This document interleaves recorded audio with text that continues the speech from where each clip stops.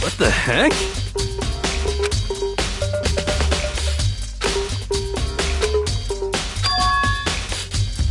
What? Just the worst. Please! Huh? How about that? So then... I'm at least 30% right!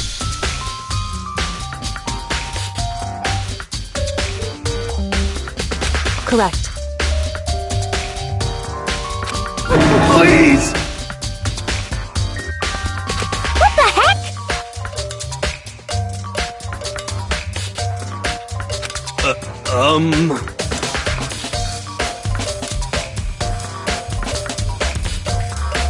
Oh, so then...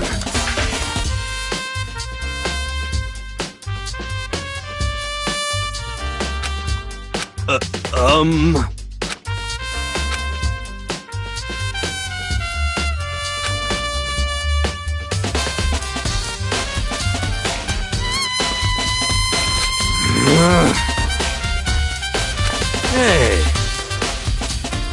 Just the worst. So...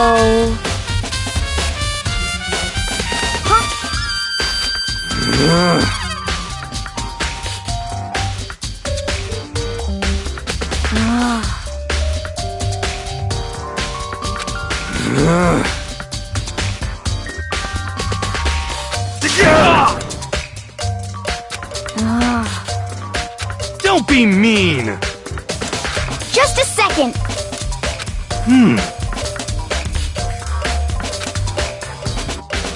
No way! Please!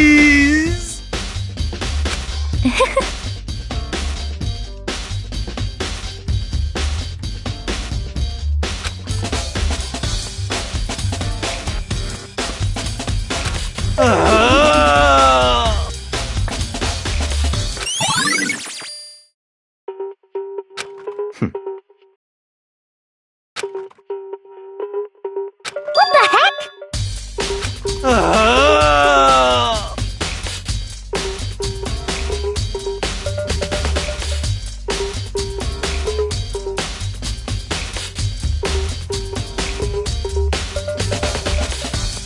Just the worst.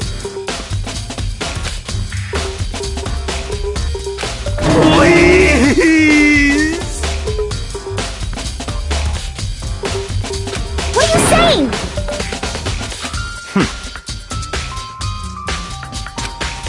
What?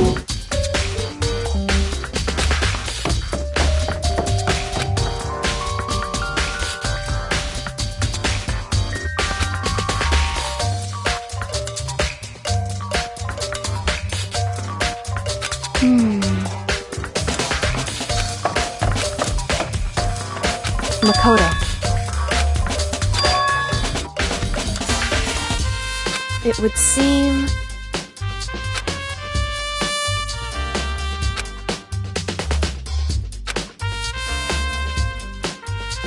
Why is that? Anyway...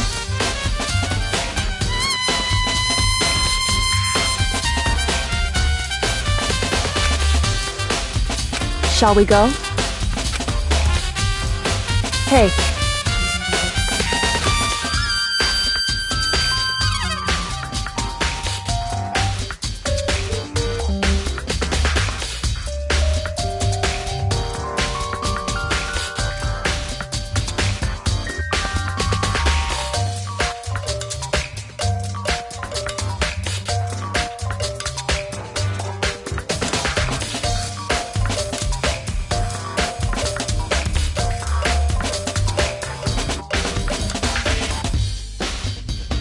Correct. Hey. Anyway...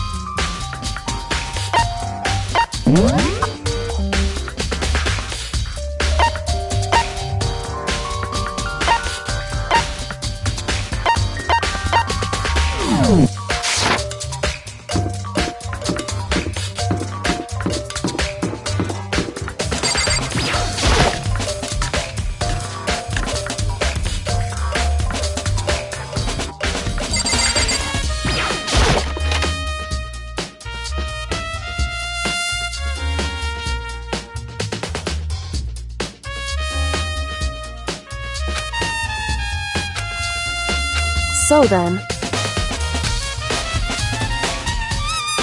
I knew it.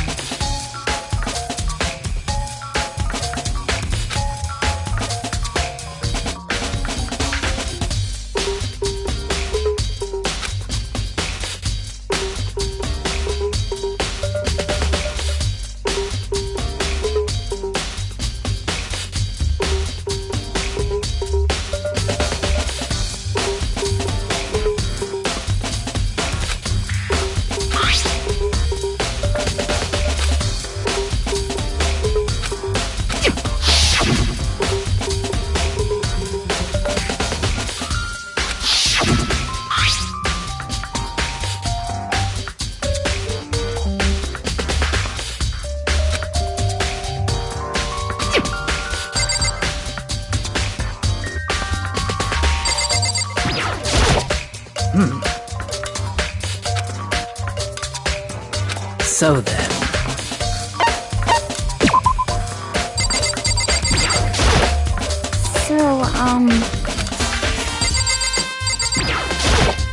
I see. Hey. Whew.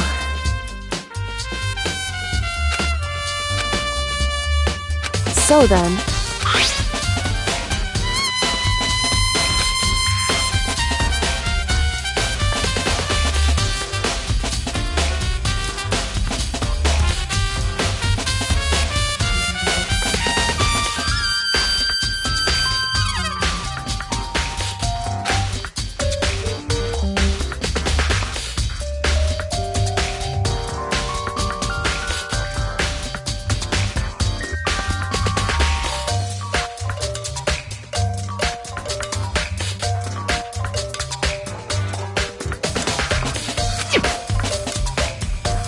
That's right.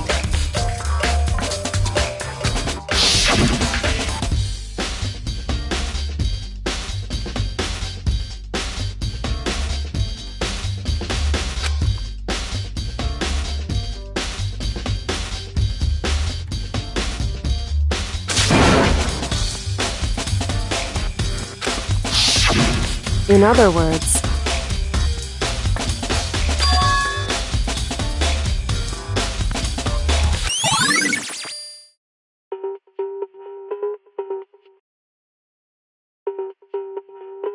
however,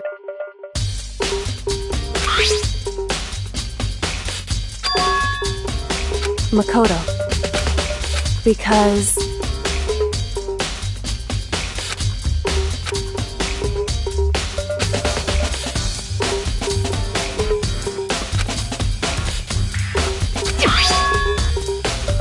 hey.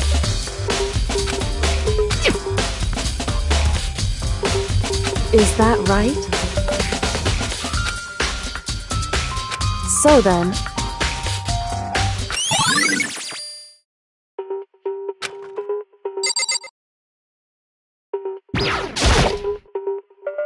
Indeed. That's right. Indeed.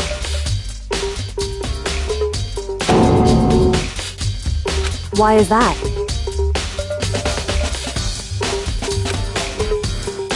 Hey.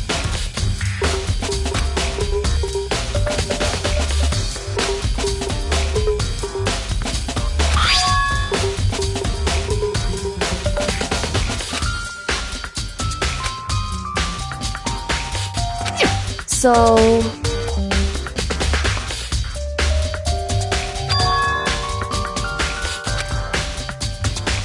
However...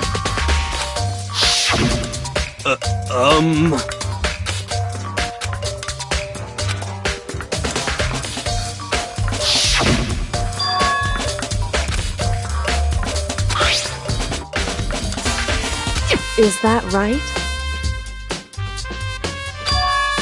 So...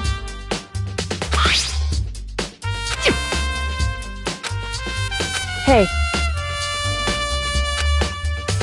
So then...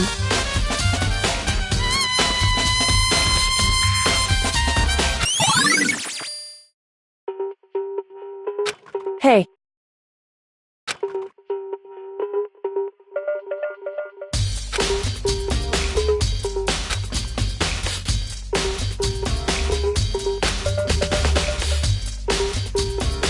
Is that right?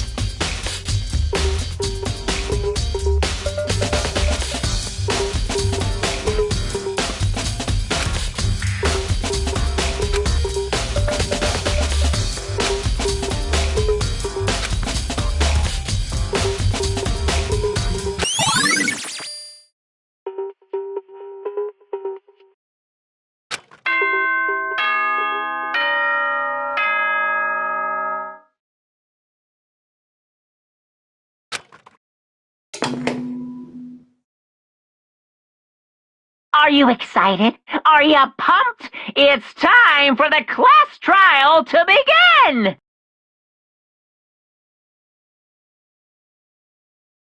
Like the bright burst of fireworks, like the flash of a soul clashing with life and death,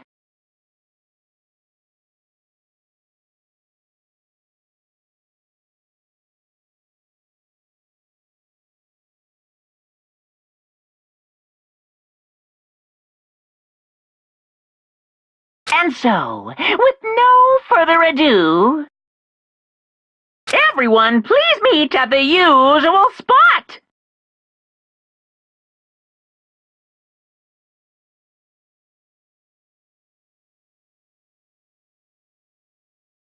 Make your way to the red door on the first floor of the school. See you soon! It would seem...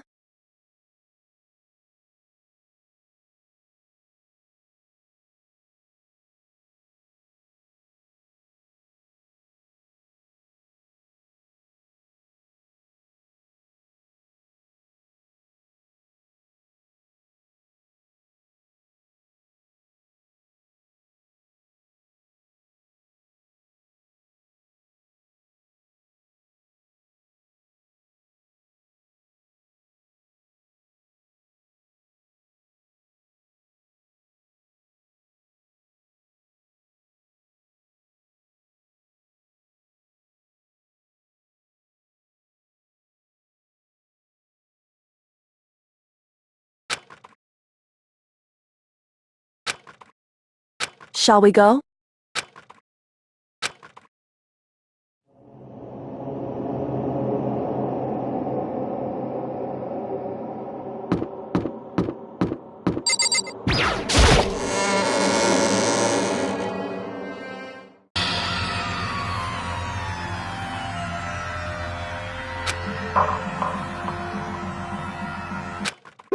Monokuma appears! Wrong!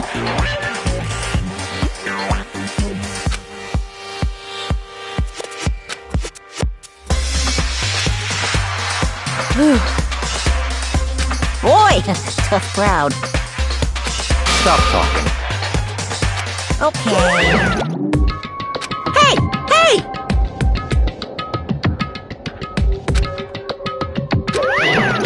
Let's go. Please! What the heck?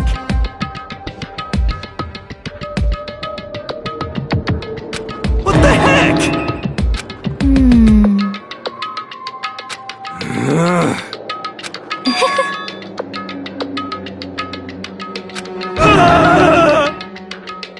Hey.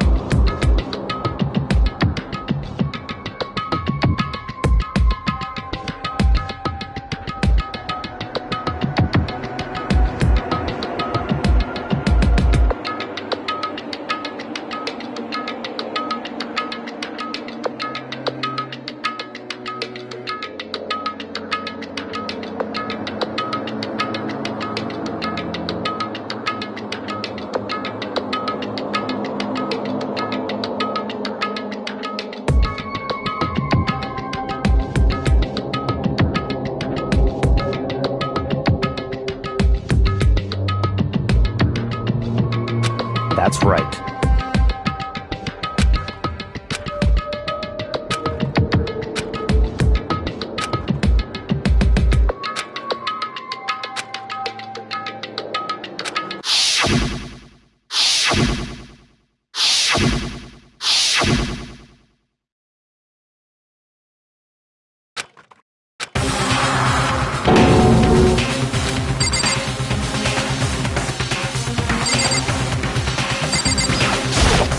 Yes, yes!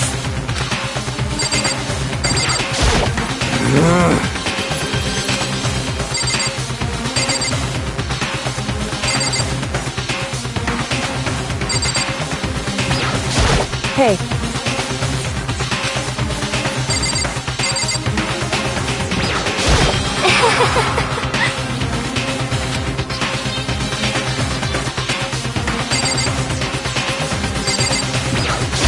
Just the worst.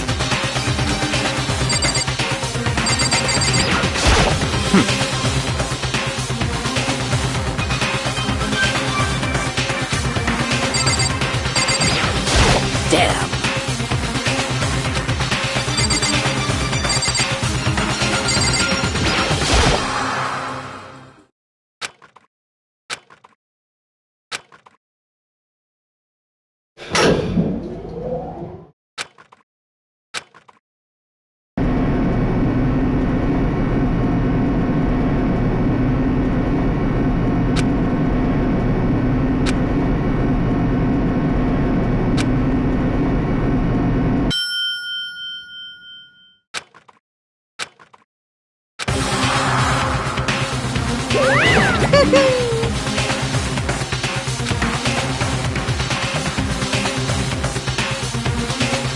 Just the worst. What? Come on.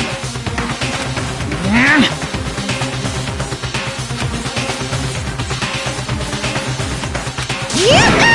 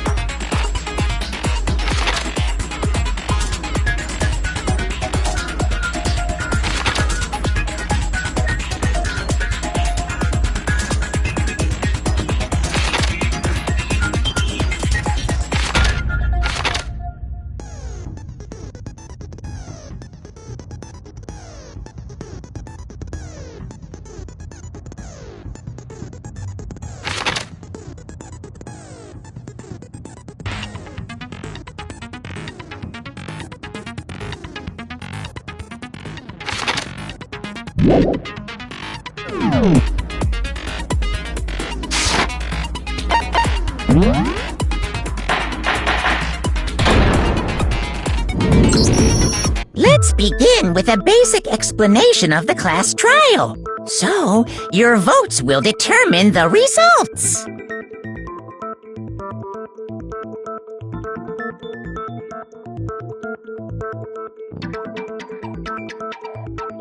If you can figure out who done it, then only they will receive punishment.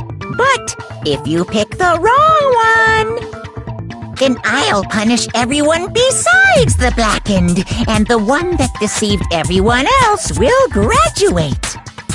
Now then, to begin with... We already know who did it! Was that? It was Hiro. He does not have an alibi for when the murders took place, and we found him in that suit. Don't try and deny it!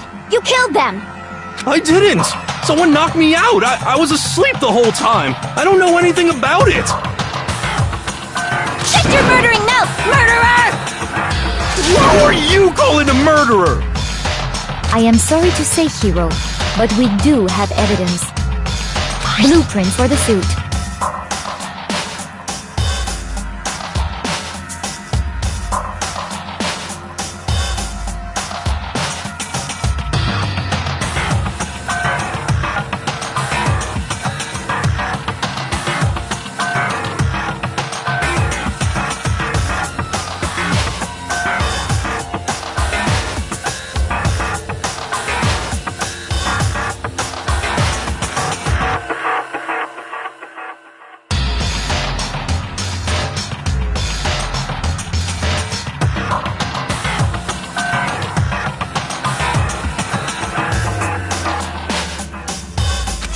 Parts we assume were used to build it.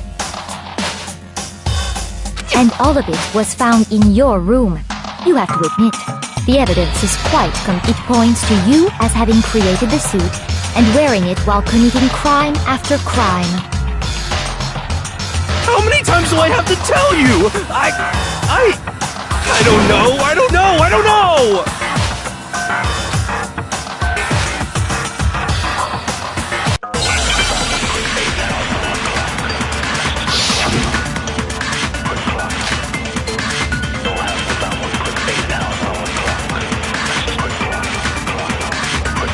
Everything we found in your room.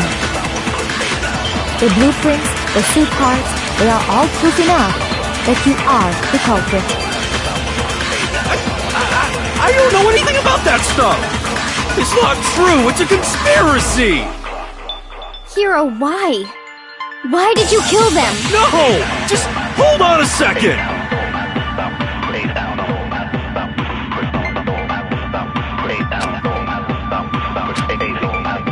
Everything we found in your room. The blueprints, the suit parts, they are all proof enough. No, it's wrong!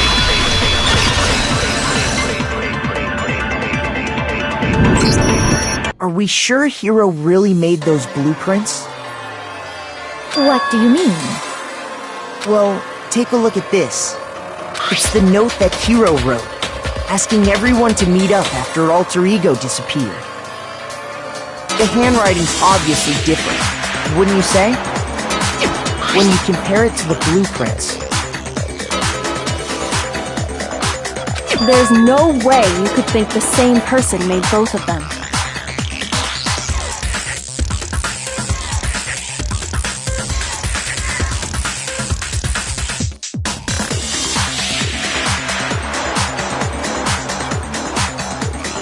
Unless that person made it a point to disguise their handwriting.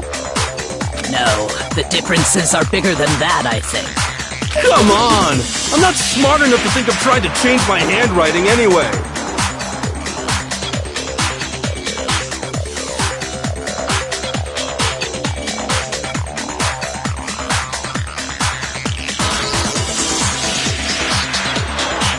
So Makoto, are you saying you don't think Hiro's the culprit?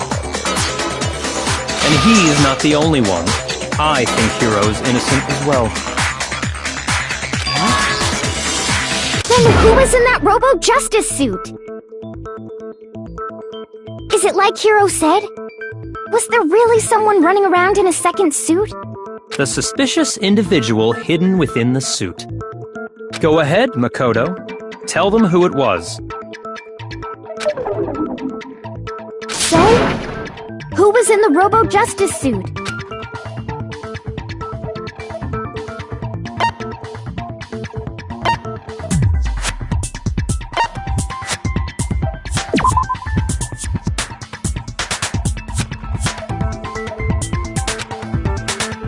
Shoot!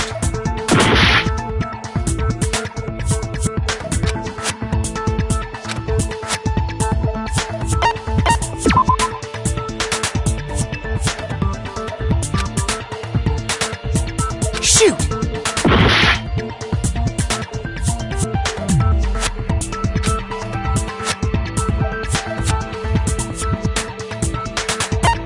I got it! Other than Hiro, I can't think of anyone else it could have been. Obviously, he was the one in that particular suit, and we never found any kind of second suit.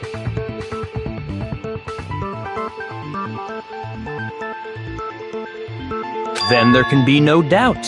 Hiro is the prime suspect. That doesn't make any sense! You just said Hiro didn't do it! It makes perfect sense. Hiro was the suspicious individual in the suit, but he's not the culprit. So what you're saying is... That's right. The culprit in this case has nothing to do with being in the Robo-Justice suit. What? Now that's a bold assumption. And what reason do you have to make such a statement? You do have a reason, yes? Of course. But before we get to that, there's something else we need to clarify first. So let's get that out of the way. Hey, stop trying to boss us around! All things have a proper order. So what is it? What needs to be clarified? We must clarify the method of transportation for Taka's lifeless body. It would seem that his corpse was moved using certain particular items. Makoto, can you tell us what they were?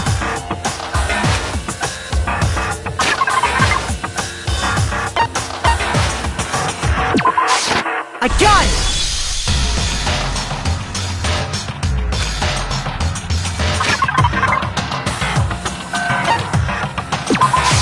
I got it! They were a dolly and a tarp, right?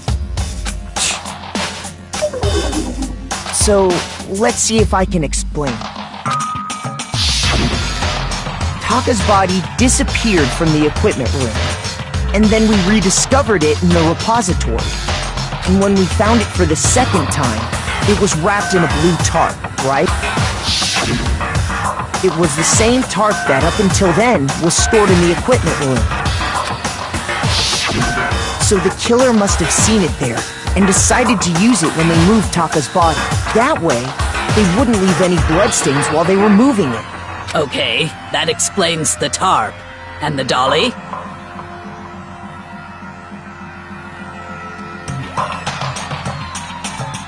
Same thing.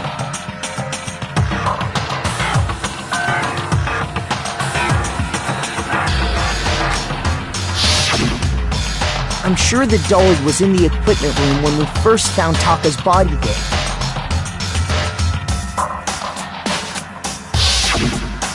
But when the body disappeared, so did the dolly. Later, when Taka's body reappeared in the repository, so did the dolly. In other words, you think they used the dolly to move the body, am I right? But are you sure you are not mistaken? Huh? Are you absolutely positive the dolly was in the equipment room when we found Taka's body?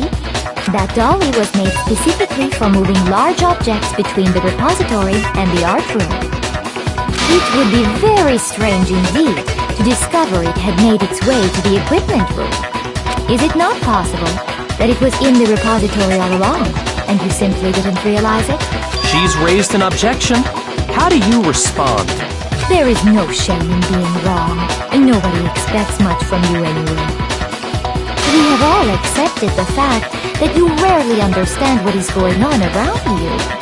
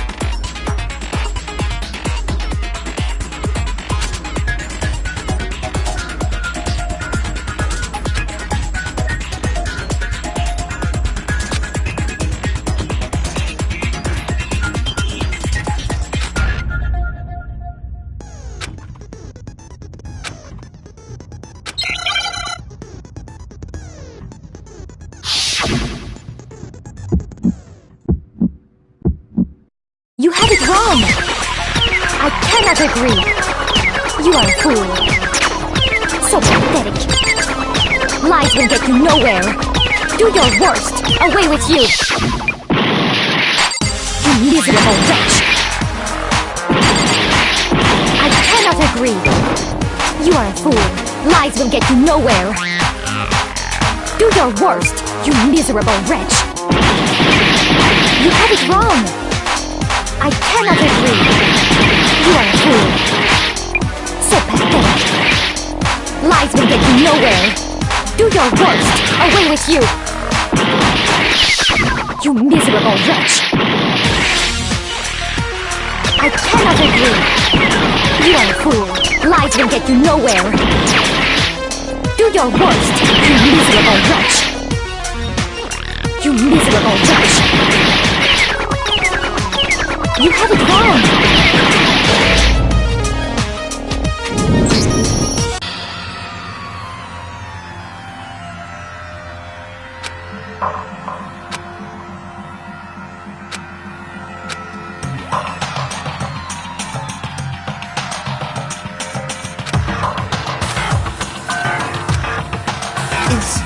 Is this really the end? I refuse to give up yet!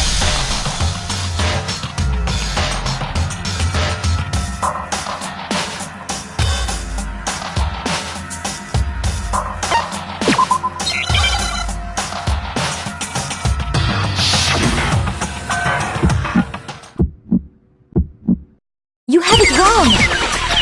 I cannot agree! You are a fool! So pathetic!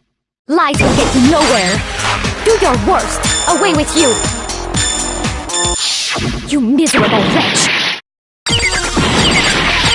I cannot agree! You are a fool! Lies will get you nowhere! Do your worst! You miserable wretch! You have it wrong! I cannot agree! You are a fool! So pathetic! Lies will get you nowhere! Do your worst! Away with you! You miserable wretch! I cannot agree! You are a fool! Lies will get you nowhere! Do your worst! You miserable wretch! You miserable wretch! You have it wrong! I cannot agree! You are a fool! So pathetic! Lies will get you nowhere! Do your worst! Away with you! You miserable wretch! I cannot agree! You are a fool! Lies will get you nowhere! Do your worst! I cannot agree! This should prove it!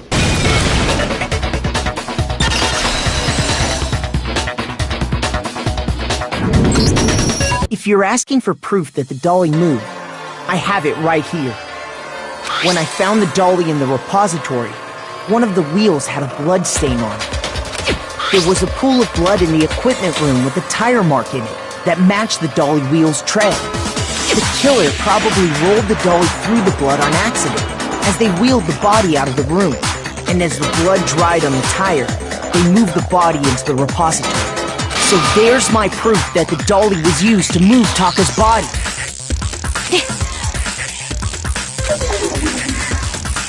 Well, anyway, that was just something we had to get out of the way.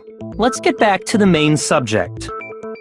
Yeah, the subject of how Robo-Justice didn't do it. What kind of robot is it? I'm not sure that really matters. I'd be happy to explain why the occupant of the suit couldn't possibly be the killer. If you look back on how the body was transported, it will become immediately obvious.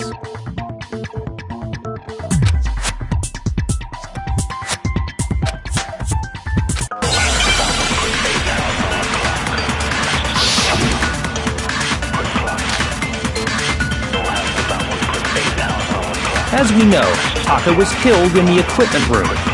And from there, the body was moved to the repository, correct? Yeah, the culprit wrapped the body in the tarp, then loaded it onto the dolly and wheeled it off, right? Now, keep in mind that the dolly doesn't have a handle. Well, yeah, but even without a handle, all you'd have to do is bend over. No, that's wrong!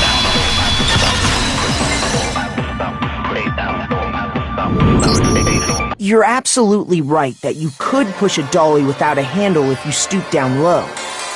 But if you were wearing that suit, do you think you could actually get into a position like that?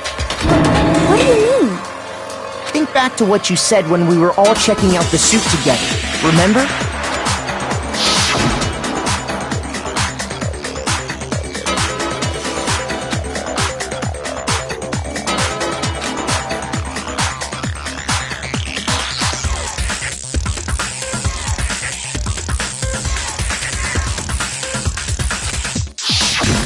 When you're in that suit, not only can you not see your feet, but you can't even bend at the waist. Am I right about that? Now that you mention it, yeah. It seems like it'd be awfully hard to push that dolly if you couldn't bend over. Well, what's to stop you from simply pushing the dolly with your feet? When you can't even see your feet? You really think someone could kick the dolly all that way? Yeah, it'd be totally impossible! Not that I can say for sure myself. On top of that, if you were wearing such a rigid, cumbersome suit, it's very unlikely you would have the dexterity to go about wrapping the body in a tarp.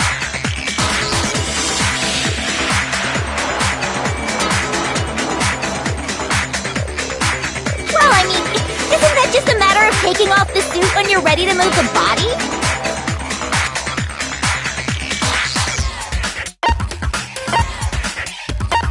I got it! I don't think taking off the suit was an option.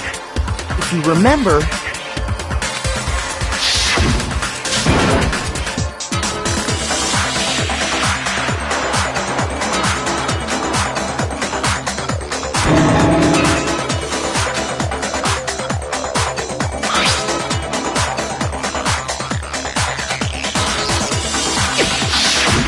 That's true. It seems impossible to put the suit on or take it off without help. Then, you really can't take it off by yourself? Hiro wasn't just making it up? Of course I wasn't making it up! If he could have gotten it off by himself, I don't think he would have let us see him wearing it. Showing up in the suit was basically an invitation. Yeah, that's right! So, it's really, really true that Robo-Justice couldn't have moved the dolly? To be clear, whoever did move the body, it couldn't have been Hiro in the robot suit, correct? No, wait. Just a second, if you please. Have you forgotten about the picture that I took? You all got a good look at it, did you not? The image of Hifumi being dragged away by Robo-Justice?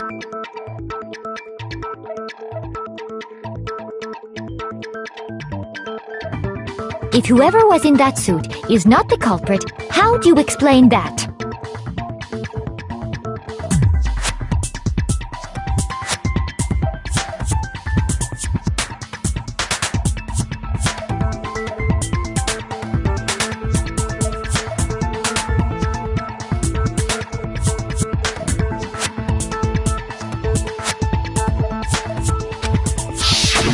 Besides, do you remember what the now deceased Hifumi said?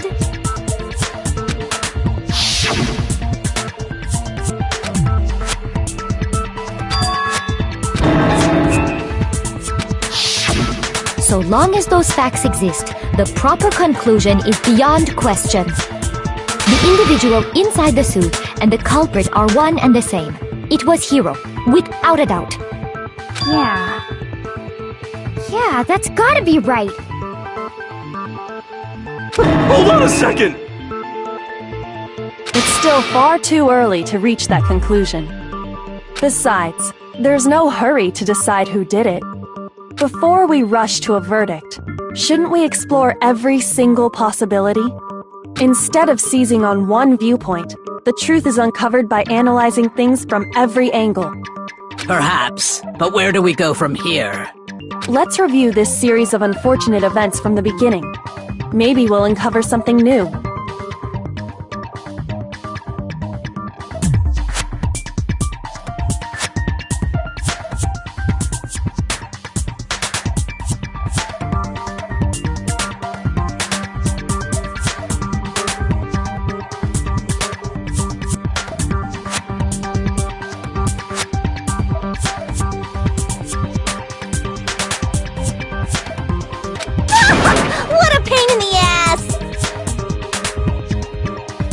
I don't disagree, but our lives are on the line. If this is what it takes, we have to do it.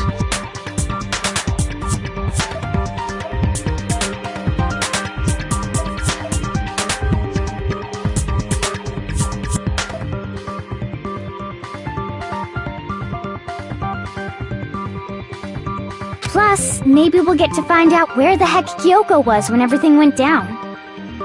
All right then. Let's take another look back at what happened. I suppose we could start with this morning. 4 of us gathered together in the dining hall. Makoto, Hina, Kyoko, and myself. We waited there for quite a while, but nobody else showed up, so we went to look for everyone. That was around 8 a.m. And as soon as we split up, Kyoko went missing. Soon after that, Hina found Celeste in the rec room and quickly came to get Makoto and me. It seems I was unconscious for about an hour after I was attacked by my mystery assailant. I know it was an hour because I remember being attacked a little after 7. That was when we saw Celeste's picture and discovered that her assailant had been wearing a strange costume. As it turns out, it was Robo-Justice. It also soon became clear that this same Robo-Justice had abducted Hifumi. We were soon joined in our search by Byakuya and Toko, and then went on to find Hifumi in the library.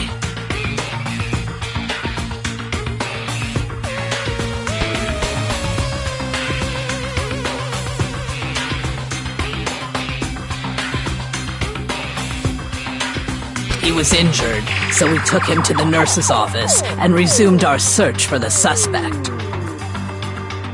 But not long after leaving the nurse's office,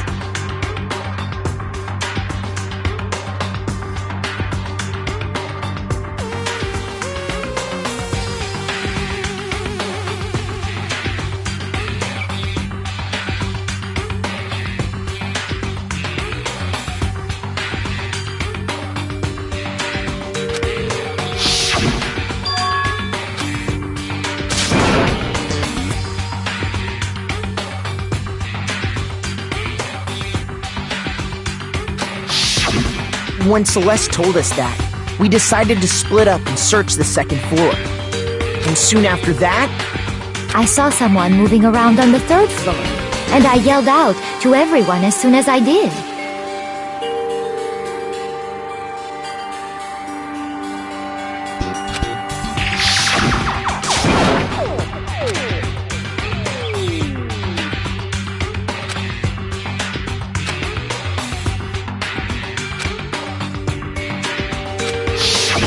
And then...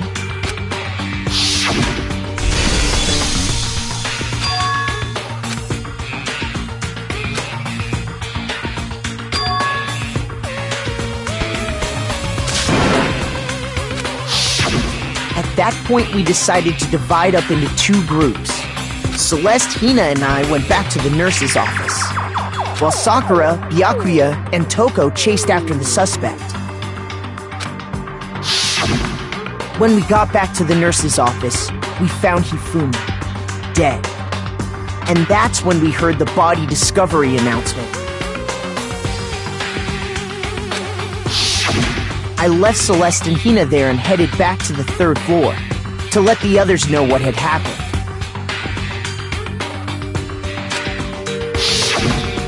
Meanwhile, we had just discovered Taka's body in the equipment room. We must have found both bodies at almost exactly the same time, because we heard the same announcement not long after we discovered his body. And that's when I told you guys about Hifumi. Then the three of us headed for the nurse's office. But right after we left the physics lab, we ran into Celeste, who'd arrived after us. And she told us something very surprising.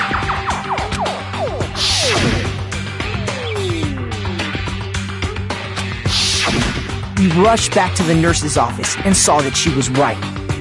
Then we remembered we'd left Toko passed out in the equipment room, so we hurried back again.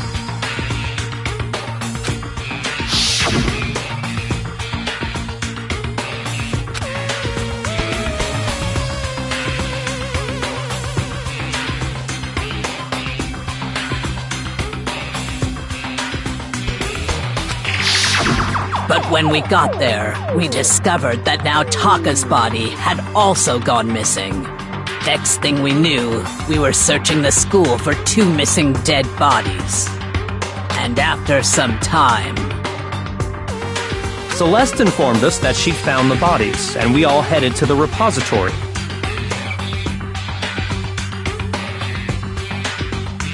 Which is where we rediscovered the corpses.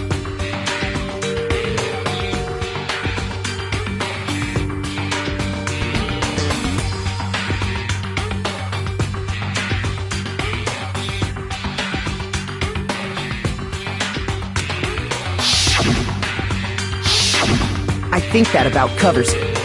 I see. The whole thing sounds exceptionally complicated. It certainly seems to me that these are not a simple series of connected events. Okay, well, if that's true, then what? Rather than a single series of events, I think we have to consider each murder a separate situation. And from there, we can uncover the contradictions surrounding all of them. Now then, let's get started, beginning with what happened to Taka.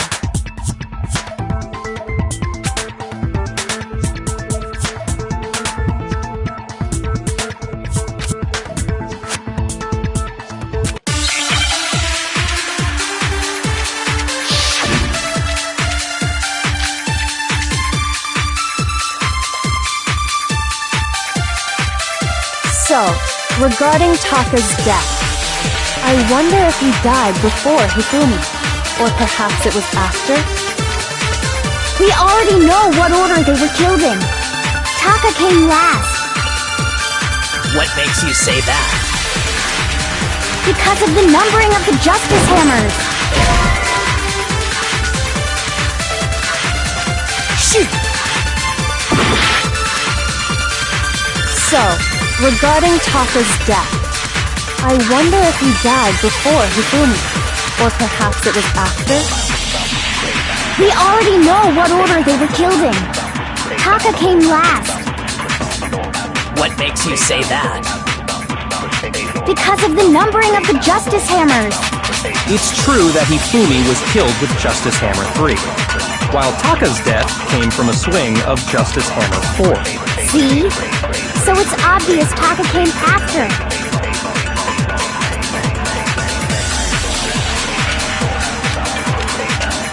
So, regarding Taka's death, I wonder if he died before Hifumi, or perhaps it was after? We already know what order they were killed in.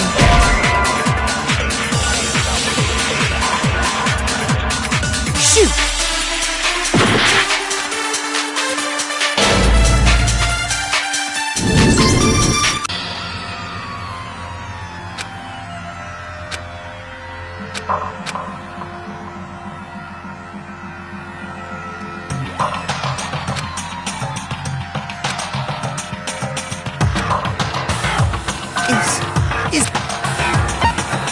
I refuse to give up yet!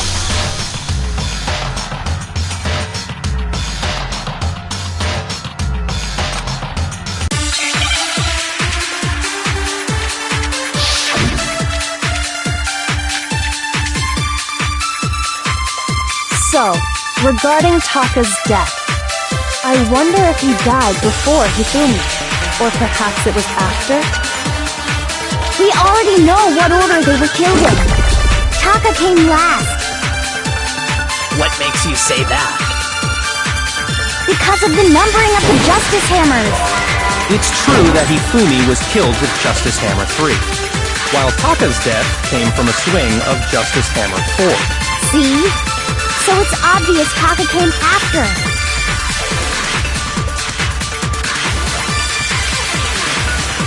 So, regarding Taka's death, I wonder if he died before Hifumi, or perhaps it was after? We already know what order they were killed in. Taka came last. What makes you say that? Because of the numbering of the Justice Hammers. It's true that Hifumi was killed with Justice Hammer 3, while Taka's death came from a swing of Justice Hammer 4. See? So it's obvious Taka came after.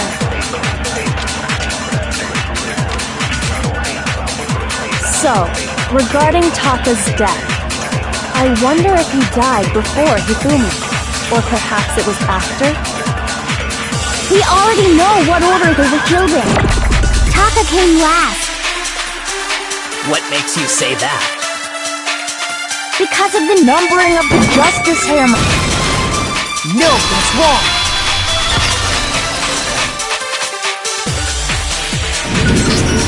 Hold on. There's no reason to assume that the hammers were used in the same order as their numbers.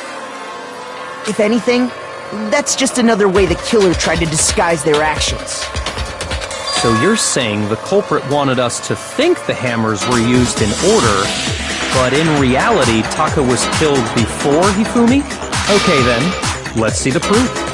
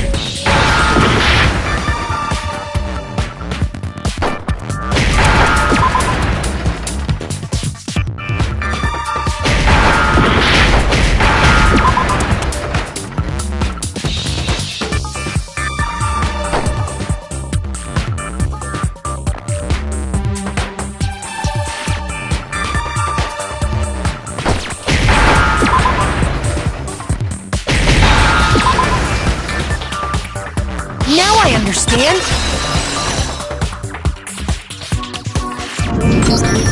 I got it! Papa's wristwatch! See? Look! It broke with the hands pointing just past 6 o'clock. It must have gotten broken when he was attacked by the killer, because as of last night...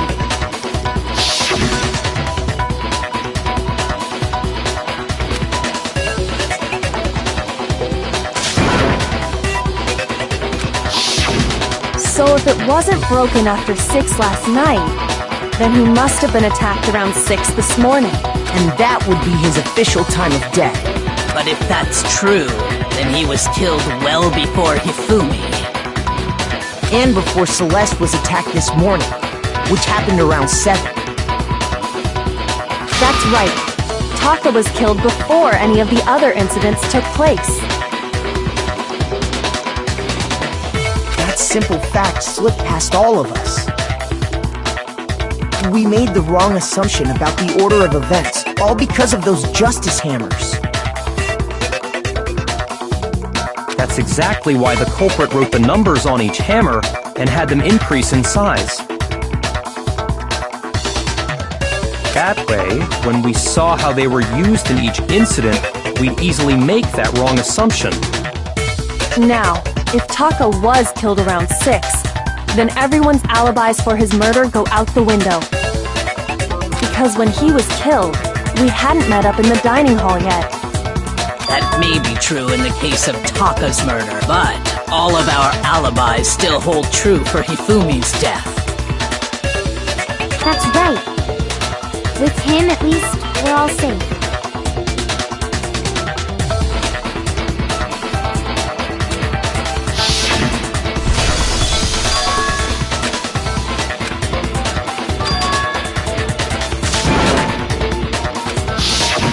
When we heard Hifumi screaming, we were all together.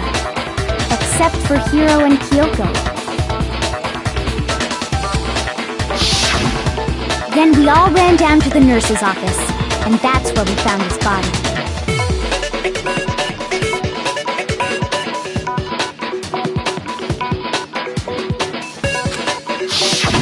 That's totally true! We're all in the clear! Oh, I know!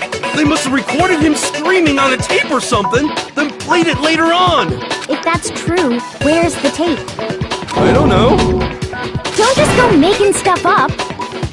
Anyway, we all have rock-solid alibis for when we heard Hifumi scream. Since all of us were there together, clearly none of us could have killed him. And it does not stop there. There was also the moment when we discovered his body had disappeared. When his body vanished from the nurse's office, Hina and I were in the bathroom together, while everyone else was in the equipment room, correct?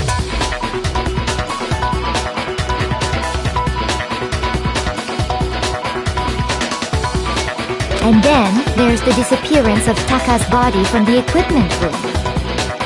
At that time, we were all gathered together in the nurse's office because of Hifumi going missing.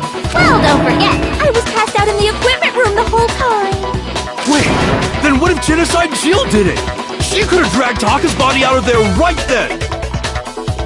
Even if she could pull that off, there's no way she could have done the same with Hifumi's body.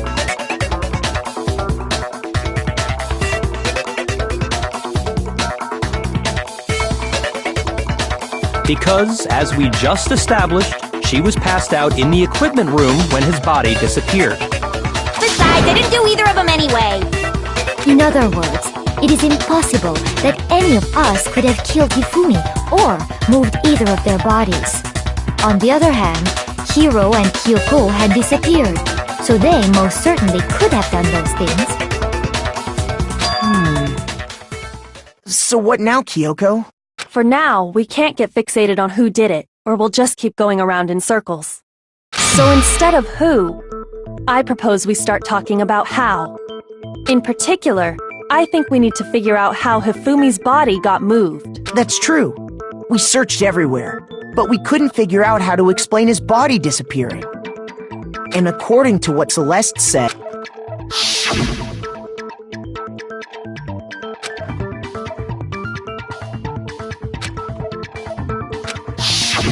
his body apparently disappeared in the 1 minute her and Hina took their eyes off of it.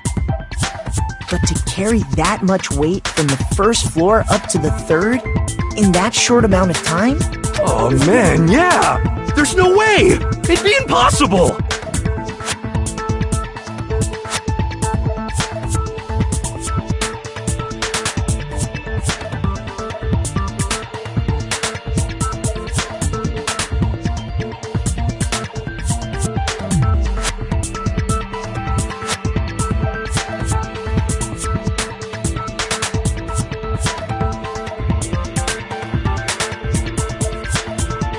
Well, what if I told you there was a way to make the impossible possible?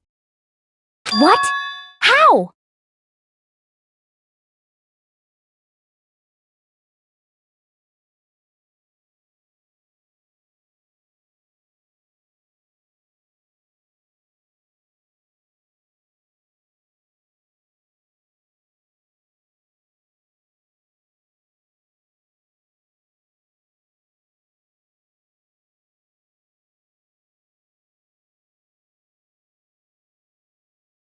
If the dead body were to move itself.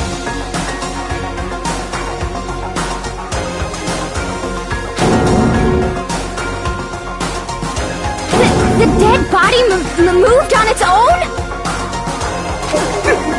No! Not another... ghost! I don't think it has anything to do with the occult.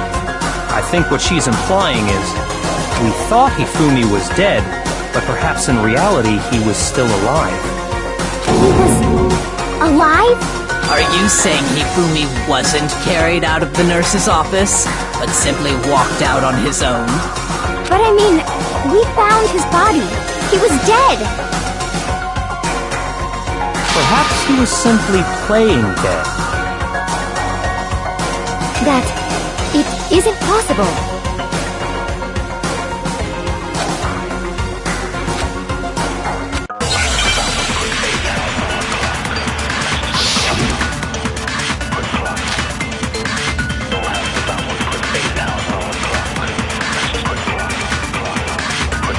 Are you saying that when we first found Hifumi in the nurse's office, there's a chance he was actually still alive? No, it is impossible. Hifumi was dead, without a doubt. And you know that how? Surely you heard the body discovery announcement along with the rest of us. Hifumi's dead body had been found. And that is why the announcement was made. Are we really so sure about that? Maybe the announcement was intended to signal someone else's discovery.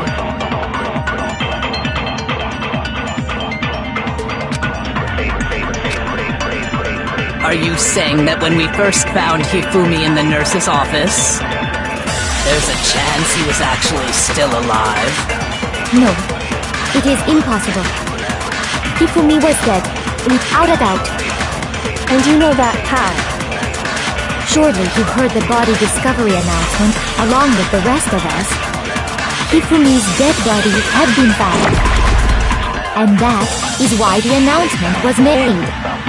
Are we really so sure about that? Maybe the announcement was intended to signal someone else's discovery.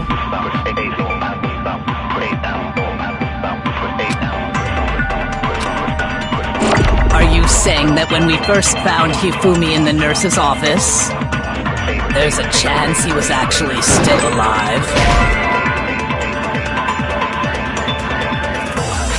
Shoot!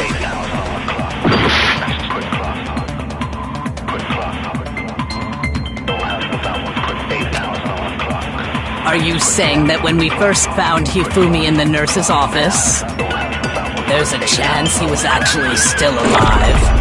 No, it is impossible. Hifumi was dead, without a doubt. And you know that how? Surely you heard the body discovery announcement along with the rest of us. Hifumi's dead body had been found.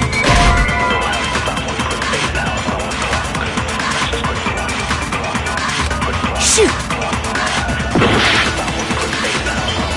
Are you saying that when we first found Hifumi in the nurse's office, there's a chance he was actually still alive? No, it is impossible. Hifumi was dead, without a doubt. And you know that how?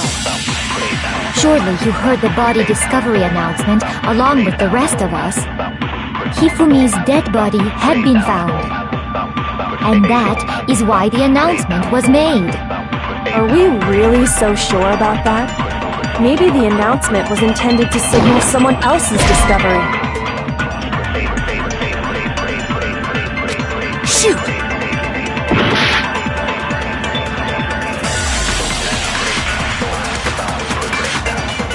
Are you saying that when we first found Hifumi in the nurse, there's a chance you... No.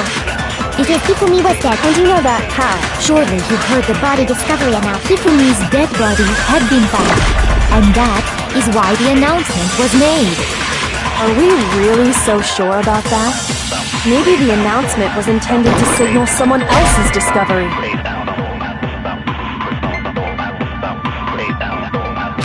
Shoot!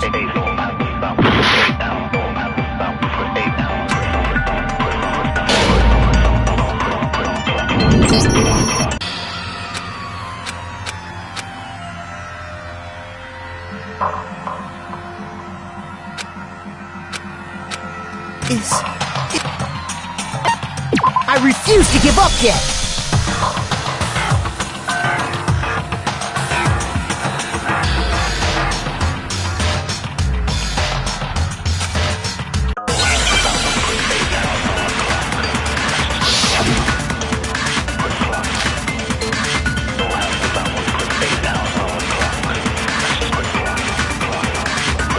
Are you saying that when we first found Hifumi in the nurse's office, there's a chance he was actually still alive?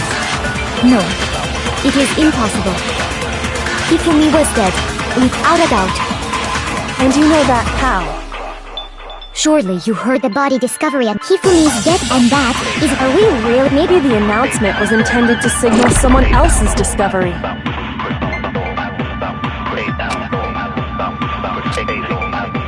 Are you saying that when we first... there's a chance you... No, it is in Hifumi was dead, without a doubt. And you know that how? Surely you heard the body discovery announcement along with the rest of us. Hifumi's dead body had been found. No, it's wrong!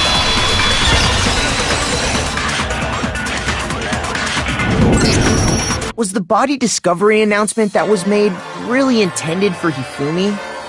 Of course it was. The announcement played right after we discovered his body. Maybe. But that was also the same time that Taka's body was found.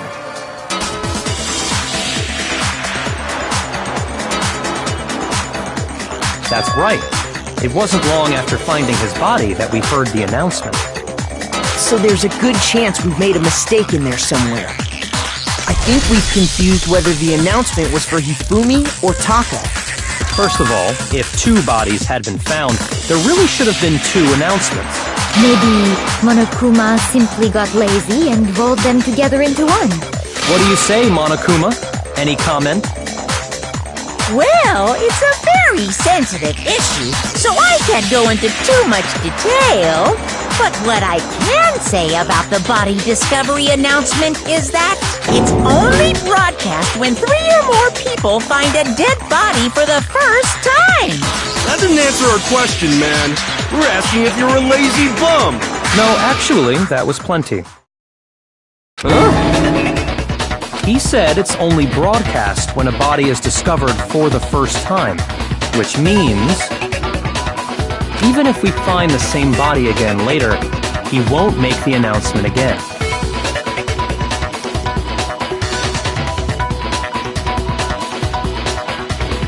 If that's true, then why was the announcement made again later on? Huh? Later on? Exactly. We heard the body discovery announcement twice.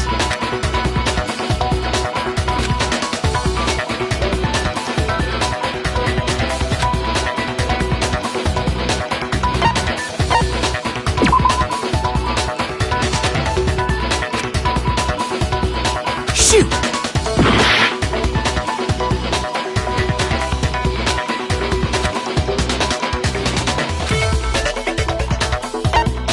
I got it! We heard it a second time in the repository, when we rediscovered the 2 bodies.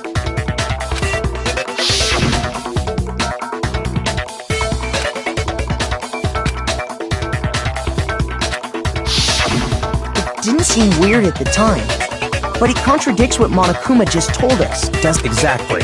If we were actually rediscovering both bodies, the announcement shouldn't have played.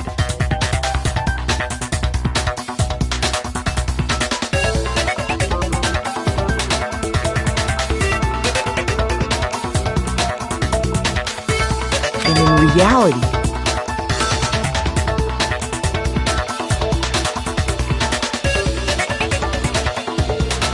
When the two dead bodies were rediscovered, one of them was actually being discovered for the first time.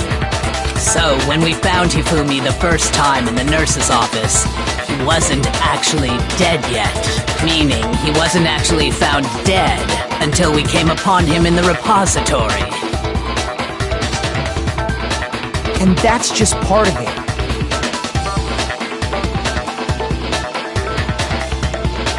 There's one other thing that leads me to believe he was still alive in the nurse's office.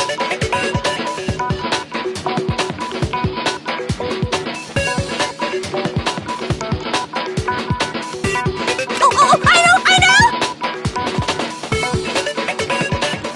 Because he was super good at playing dead! Bada bing, bada boom!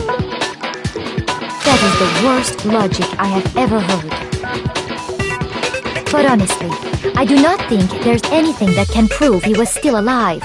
Okay then, let's take another look at the events surrounding the discovery of his body. Then it should become clear whether he was really alive or not. This whole thing is pointless.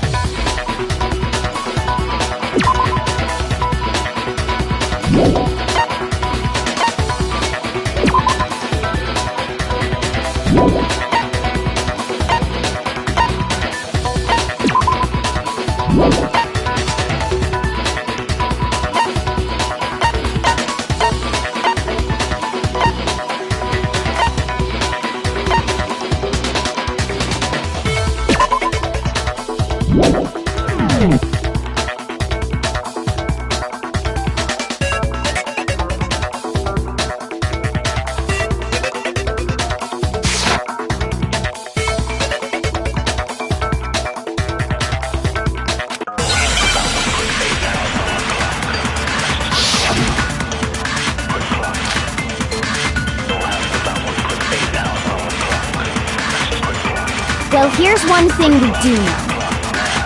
The first time we found Hifumi's body was in the nurse's office. And then, while me and Celeste were in the bathroom, his body disappeared. And the next time we saw his body, it was in the repository. But when you compare his body before being moved and his body after being moved, other than the change in how it was positioned...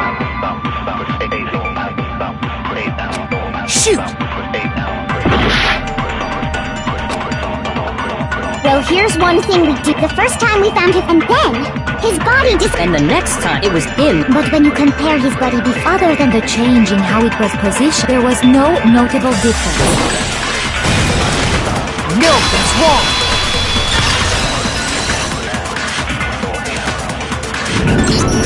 In fact, there was one clear difference between Hifumi in the nurse's office and the repository.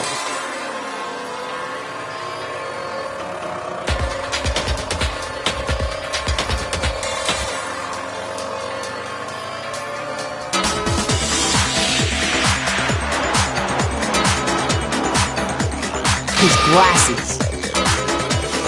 That fact alone proves that he was only playing dead in the beginning. Perhaps you'd like to fill the rest of us in?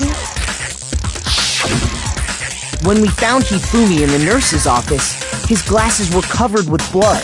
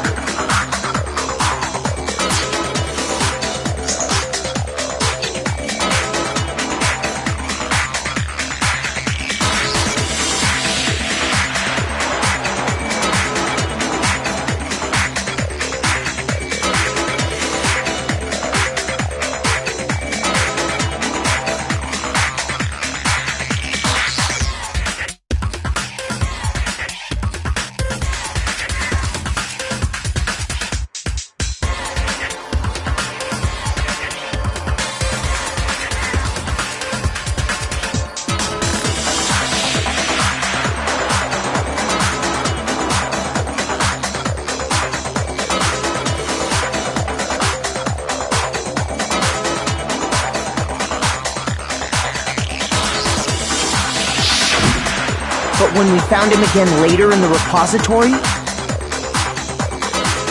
they were spotless.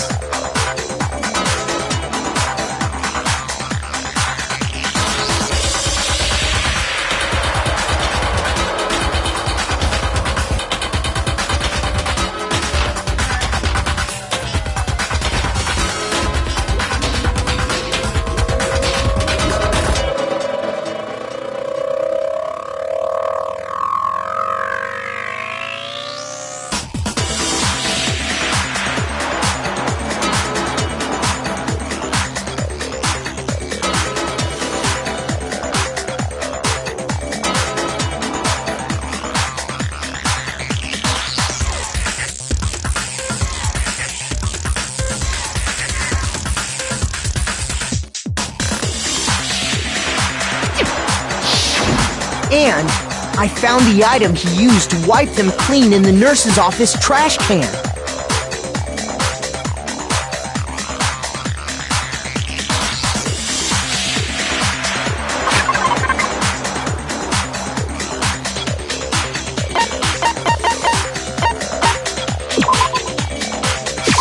I got it! It was a glasses cleaning cloth featuring a certain cartoon mascot.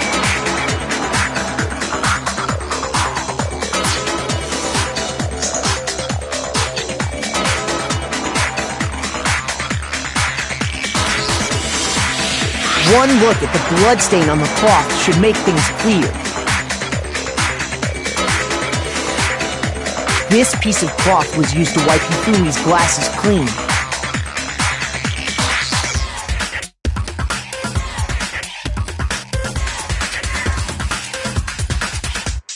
And the mascot on the cloth is the same one that's on the digital camera, right? And whose digital camera was it? Hifumi's, of course. The character was Princess Piggles from Demon Angel Pretty Pudgy Princess, I think. I highly doubt anyone but Hifumi would have brought something like this to school.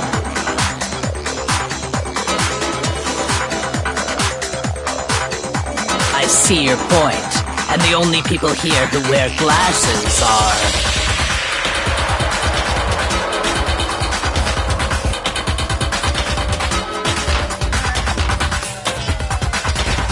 I wouldn't be caught dead using a tacky piece of garbage like that.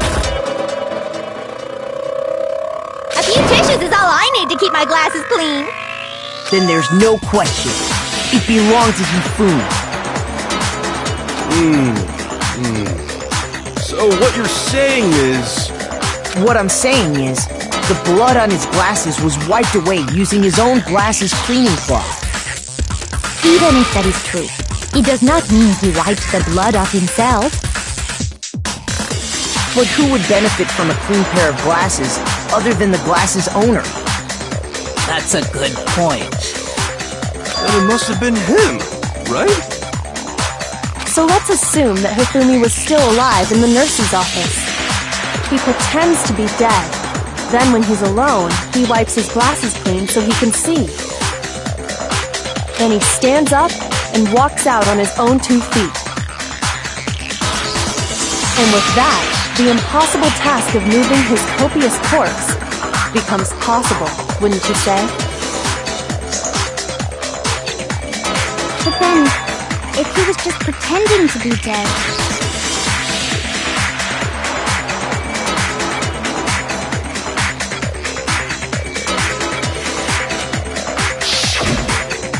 What was with all that blood? Was it paint or something? The fridge in the nurse's office contains packs of blood for emergencies. He probably used one of those. He figured if he was gonna play dead, he should go all out, so he just dumped it everywhere!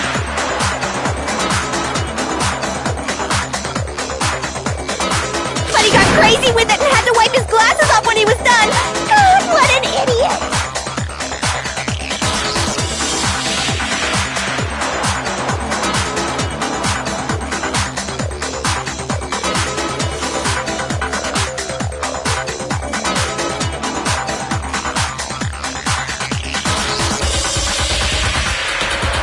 And if Hifumi was still alive at that point, the disappearance of Taka's body is easily explained. It should be perfectly obvious who must have moved Taka's corpse. I got it! It could only have been Hifumi. While we were all gathered in the nurse's office, he went to the equipment room and took Taka's body. That also explains how the door to the repository got locked. The door was locked? Well, after the bodies disappeared, we all went looking for them, right? So me and Sakura headed for the repository. But when we got there, the door was locked. And the repository door can only be locked from the inside, which means when Hina and Sakura got to the repository, someone was already inside. And it could only have been Hifumi, who just finished stashing Taka's body there. He convinced us all he was dead, and when he saw his chance, he dragged Taka's body to the repository. So, Hifumi wasn't just another victim in this case. He was one of the assailants. But that means he took part in the murders. I just can't believe it. If you're having trouble, would you like me to show you one more piece of evidence? There's more? Oh, absolutely. The single biggest fact pointing to his involvement has yet to be revealed. You know what I'm talking about, right, Makoto? The item he took off of Taka's lifeless body?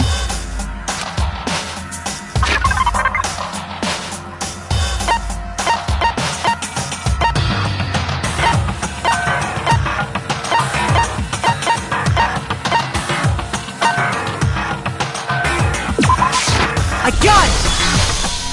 You're talking about the note Hifumi had hidden away, aren't you?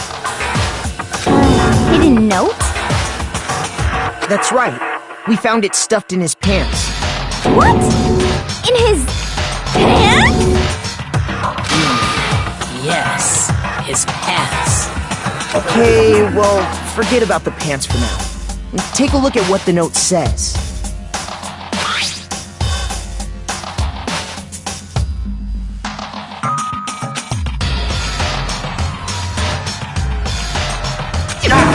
That's the note I was telling you about.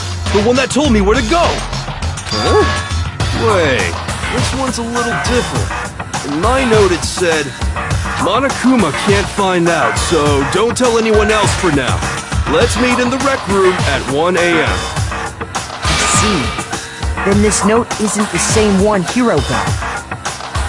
It's not the same? In other words, the killer got in touch with another person besides Hiro. And that person could only have been... I got it! That's right! Taka! The killer used this note to draw out Taka and murder him. Hello? Over here! Objection! Objection! I don't really understand what's going on, but Hifumi had that letter, right? So whoever wrote it wasn't drawing out TikTok, they were drawing out Huffy! Just to be clear, TikTok is Taka and Huffy is Hifumi, right? Ugh! Yes! Why must you ruin it every time?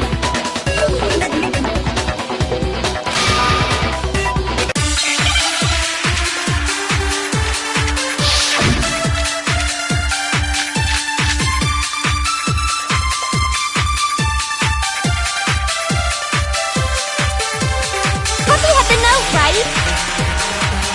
Then the person it was intended for must have been Huffy! But remember what the note said. What time did it say to meet? 6 a.m., I believe. The time doesn't matter! The note has nothing to do with TikTok!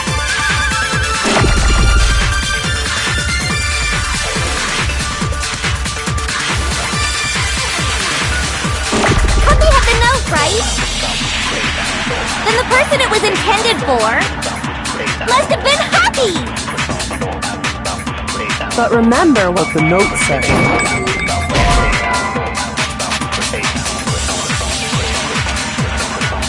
Shoot!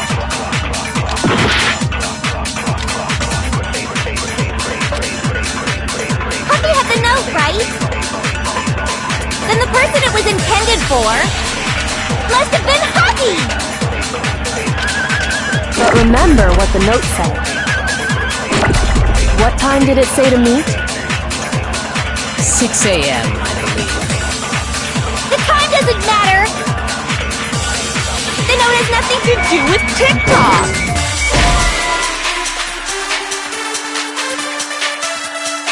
Shoot!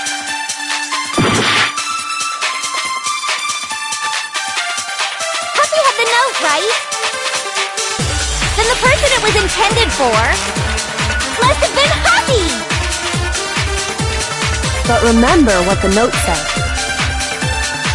What time did it say to meet? 6 a.m. The time doesn't matter! The note has nothing to do with TikTok! No, that's wrong!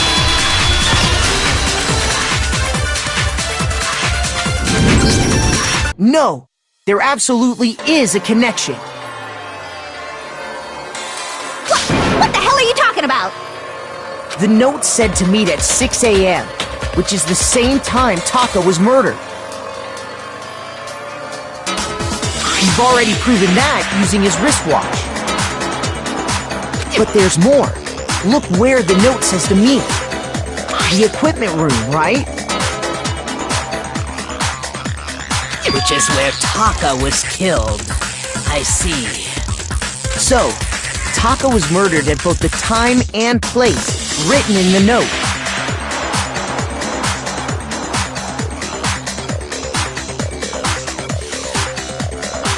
I think that should be plenty to show that this note was definitely meant for Taka. Well, when you put it like that... No further objections! Then someone used that note to trick Taka. Just the same as me. The culprit really is a cold-blooded monster. Telling people they found a way out. But if they gave the note to Taka, what was Hifumi doing with it?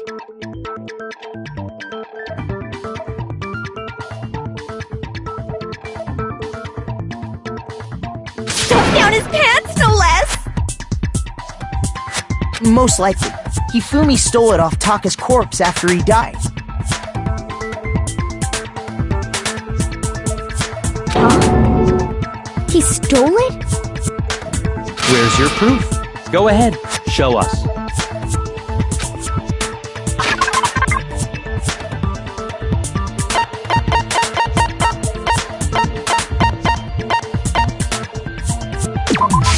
I got it! When I searched Taka's body, I saw that his lifeless hand was gripping a small scrap of paper. If I'm right about this, the sheet of paper this piece came from is... I knew it! It fits perfectly with the note we found hidden on Hifumi! Then Taka's scrap and Hifumi's note...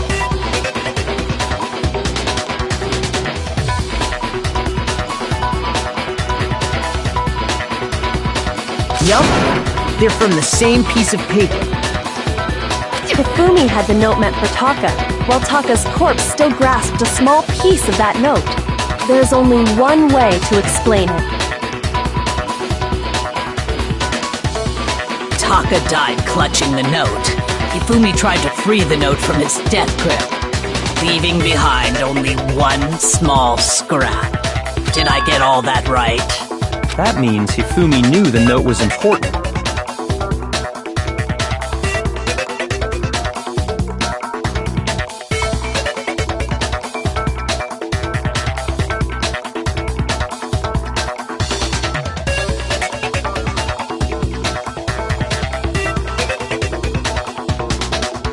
Exactly.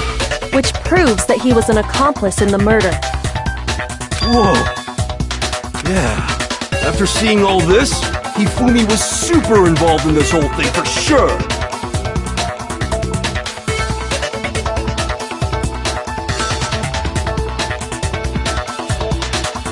In fact, he was behind the whole thing. In fact, he's still alive. Sorry, no. When we found him in the repository, Hifumi was truly and completely dead. The second body discovery announcement proves that. So then, who killed Hifumi? Whoever did is the mastermind, the true killer. He was killed in the repository, so he must have been killed not long after transporting Taka's body. So, he must have been killed after Taka's body vanished, but before we found both bodies in the repository. During that time, we'd all split up and were searching for Taka's missing body. In other words, during that time, none of us have alibis. Wait, but me and Sakura were together. Stop trying to steal the spotlight, you stupid walrus! Who are you calling a walrus? Anyway, when they were killed bothers me too. But there's something that's been bothering me even more. And what might that be? The weapon they used to kill Hifumi! The weapon? Yeah, because I mean, according to the Monokuma file, the way Taka and Hifumi were killed was almost the same, with them having similar fractures and all. But Justice Hammer 3 and 4 were still laying around in the nurse's office and equipment room, right? So if Hifumi was killed in the repository, the culprit would have had to grab one of the hammers, kill, then put the hammer back where they found it. But wouldn't that be seriously risky for him? I'm surprised. It seems there's some semblance of a brain knocking around that skull of yours after all. Hell yeah! It's packed in there good and tight. He's right, though. I don't understand it either. The Monokuma file makes it clear that they were killed using similar instruments. But if the hammers were already laying around those other rooms... So the question is, how could the culprit have gotten their hands on either of the hammers? Personally, I haven't a clue. So which hammer was used to attack Celeste? Number 1 or number 2? Those were accounted for in other rooms too. And I don't think either one is big enough to kill someone.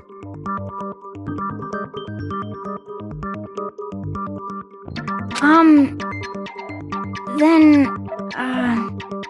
Is it not possible they used a different weapon? I don't think it is possible. They were both killed with the same kind of thing, right? So then, what was used to kill Hifumi?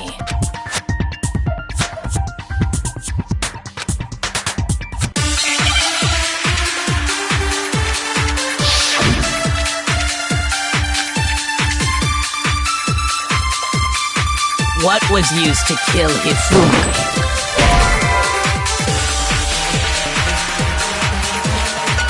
Shoot!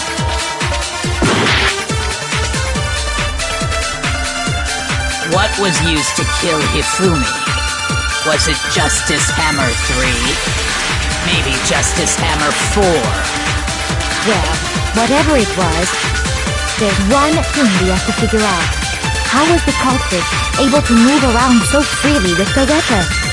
How did nobody witness them carrying it? sounds like a Justice Hammer 5 is about to make its appearance!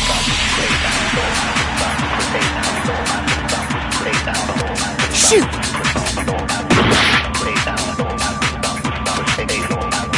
What was used to kill Hifumi?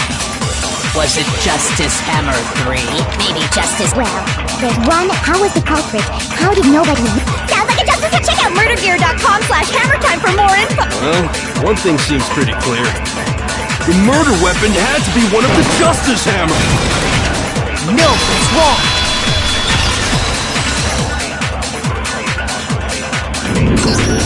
The murder weapon wasn't a Justice Hammer at all. No, it was something completely different. But, seriously? A different weapon? Specifically, a hammer from the repository. The killer could have easily used that to kill Hifumi. Now, all the hammers in the repository were covered in flecks of grit and debris, but for some reason, one of them had been scrubbed clean. Huh? And the reason it had been scrubbed clean was most likely because it was used to commit murder. If the hammer got covered in Hifumi's blood, of course they'd have to clean it off. I'd also like to point out that the repository has all kinds of hammers. Big ones, small ones, and even some flat, mallet-like ones. I think whoever made the Justice Hammers used those as a basis for their design. If that's true, that would explain the Monokuma file's note about the wounds being similar. So Hifumi moved Taka's body to the repository, where someone then used a hammer to kill him. Whoever did that is the true killer. The one Hifumi was working with. And the one who betrayed him. Hold on a moment. I still think it's strange to assume someone was working together with him. The way the graduation rule works, there is no benefit to helping someone else carry out a murder. So the idea that anyone would work together like that is simply ludicrous. We talked about this, did we not?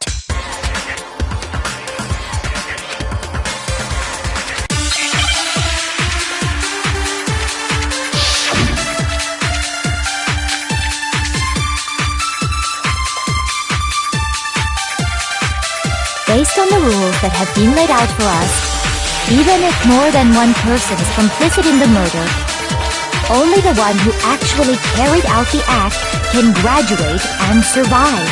Assuming the rule holds true, it is simply impossible that two people work together on this. That is how the rule was explained to us. But that only really applies if there's one murder, right? In this case, however, there were two murders.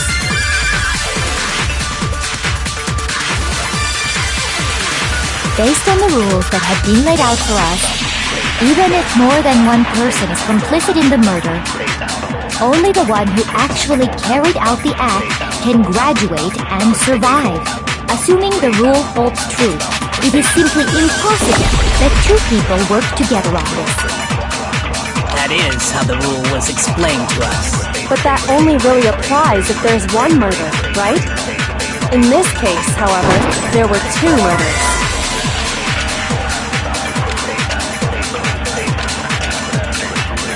Based on the rules that have even if more than one, only the one who actually carried out, assuming the rule holds true, it is simply impossible that two people, That is. but that only really, in this case, however, There were two murders.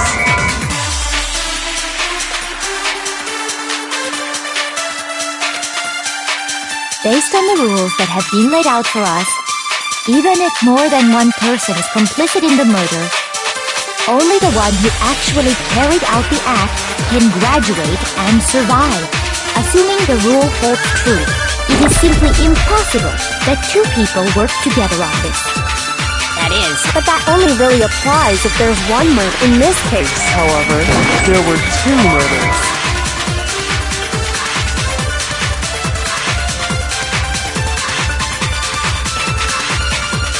Based on the rules that have even if more than one, only the one who actually, assuming the rule holds true, it is, That is how the rule. but that only really applies if there's one murder. In this case, however, there were two murders.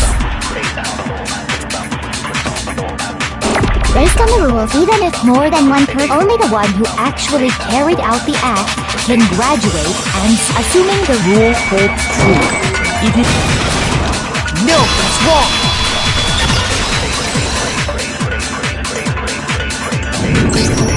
Since there were two murders, it's at least plausible that more than one person was involved. What do you mean? If there'd only been one murder, then yes, the idea of an accomplice isn't really worth considering. Naturally, if only one person can be saved per murder, an accomplice has no risk versus reward benefit. Risk versus reward benefit? The payoff for working together. The reward that balances out the risk of taking part in a scheme. There's no point in being someone's accomplice if there's no benefit to you. However, if there were some potential mutual reward for the risk, then cooperation becomes possible. You're saying that two people could act as each other's accomplices to commit two separate murders. I think that's what the true killer told Hifumi. they would each have an accomplice for their crime.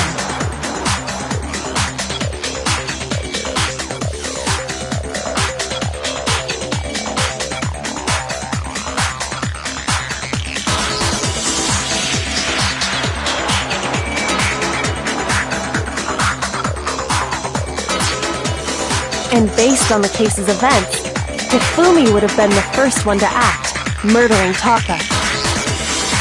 They made him carry out the first murder so he couldn't back out of helping them later on. So in this case, there wasn't one single person committing multiple murders. Instead, each person killed someone, creating two separate incidents. And it only looked like one person because that's how the true killer designed it to look. A single suspicious individual, a similar weapon used in each crime, disappearing bodies. By creating one seamless set of circumstances, they made it look like one person was behind it all. The mastermind picked their target and managed to convince him to go along with their plan. And then, to avoid the no accomplices rule, they simply killed their accomplice. Which, if true, means that betraying Hifumi was part of the plan from the very beginning. That's just awful! How could anyone be so cruel? You think so? I can't help but admire its cunning.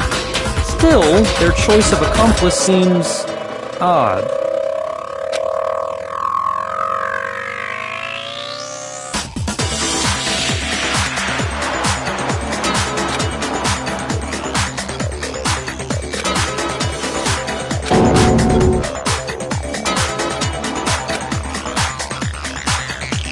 I understand how an accomplice could be involved.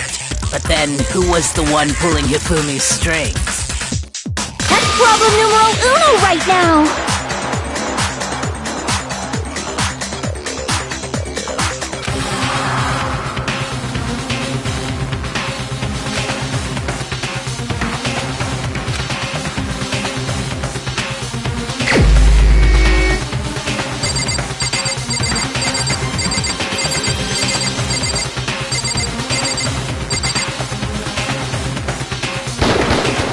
Here's my answer.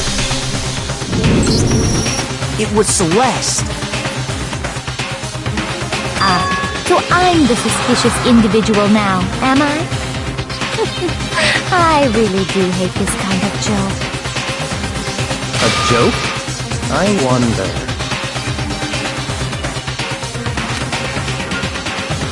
So what you are saying, then, is that I specifically chose to work together with Hifumi. The idea that I would choose to spend any amount of time interacting with him, that I would go within 10 feet of that shit for brains, that lazy, worthless, goddamn idiot! Pardonnez-moi. Just to be clear, there is evidence to support it. Is that so? It is. Throughout the investigation, there was certain behavior that was common only to the two of you. Considering what we've learned so far, it only further proves that the two of you were working together.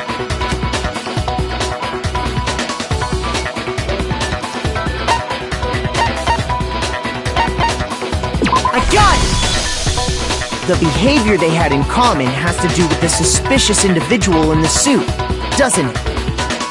The only ones who ever actually saw Robo-Justice firsthand were Celeste and Hifumi. Shush, the adults are talking now. Sorry. As he said, only Celeste and Hifumi ever laid eyes on the costumed individual. If we accept that Hifumi was one of the culprits, we can't help but suspect what Celeste has said as well. Are you saying everything they told us was a lie? After taking Hifumi to the nurse's office, we all began our search for this individual, correct? And not too long after that, do you remember what Celeste said?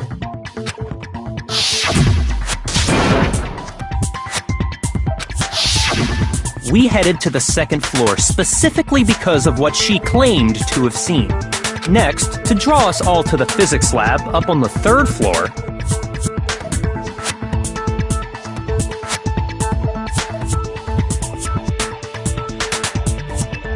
she let out a blood-curdling scream. And when we'd all come to see what was wrong, what was it she said?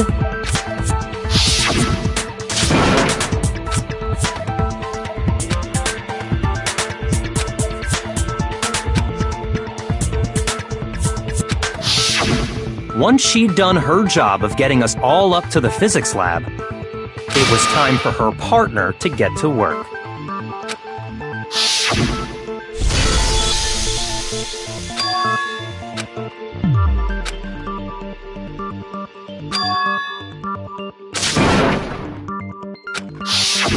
It was to get us to divide into two groups, so that we would discover both bodies at the same time? In fact, Celeste was precisely the one who proposed that we split up.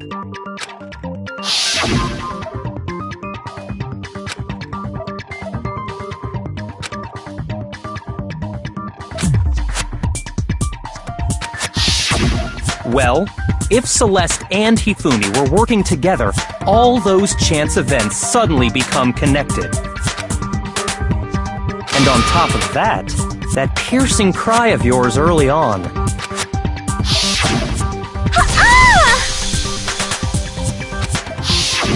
That was to signal Hifumi, wasn't it? It was your way of telling him, we're on the 3rd floor, everything's going according to plan.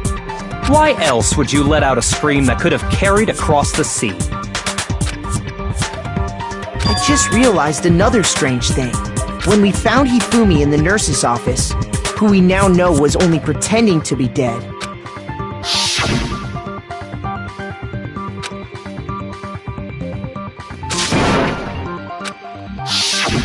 Celeste, you were the first one to say he'd been murdered. You wanted to make sure we wouldn't have any doubt in our minds. I don't believe it! Everything, the whole thing was one big act! Hina, you were with Celeste when Hifumi's body disappeared, right? Yeah. I was feeling kinda sick, so Celeste took me to the bathroom. Wait! Then that was... She wasn't worried about you. She just saw a chance to help Hifumi sneak out of the nurse's office. Each piece isn't much by itself, but start putting them together and the picture gets very ugly indeed. Wouldn't you agree, Celeste? I have no idea what you mean.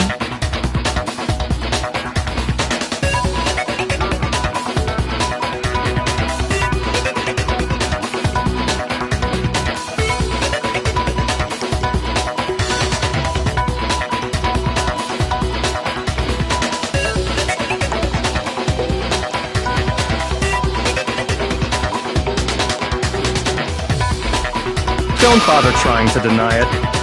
You made one fatal mistake. Oh, did I? I didn't even catch it myself when you first said it, but looking back, I can say that that one little slip-up was your undoing. What are you talking about? I'm talking about what you said after Hifumi's body disappeared and we returned to the nurse's office.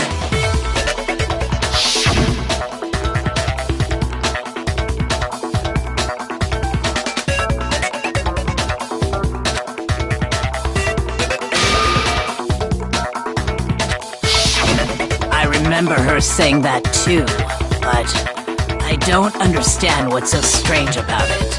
Then pay attention. Sakura, Toko, and I were first to discover Taka's body in the equipment room. Then Makoto showed up and told us Hifumi had been killed, so Sakura and I left with Makoto. Once we were in the hall, we ran into Celeste, and the four of us headed to the nurse's office. Now, the entire time we were together, none of us said anything about Taka being dead. Think about it. Celeste's comment doesn't make sense. It was completely out of place. Yeah, I see what you're talking about. Although I don't really get what it means. You hear that, Celeste? Everyone's having some trouble understanding. Could you repeat what you said? If you're really not the culprit, you shouldn't have any problem repeating it, right?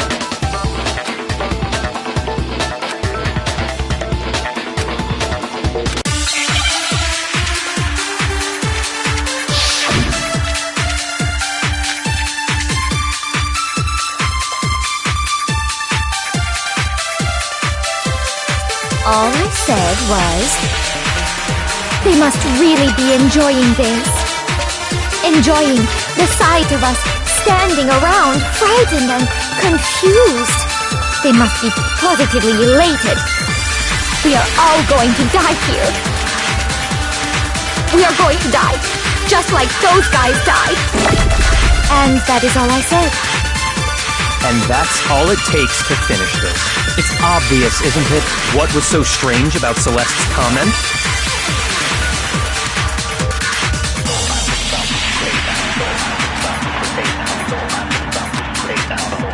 All I said was, they must really be enjoying this.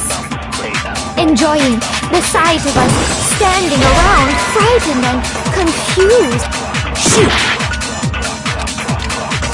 All I said, they must really enjoying the sight of us. They must be. We are all going to die. We are going to die. And that is all I said.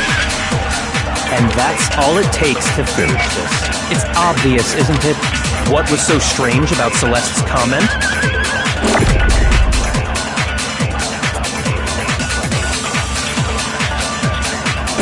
All I said was, they must really enjoying the sight of us. They must be. we are all going to die here. We are going to die, just like those guys. No, that's wrong.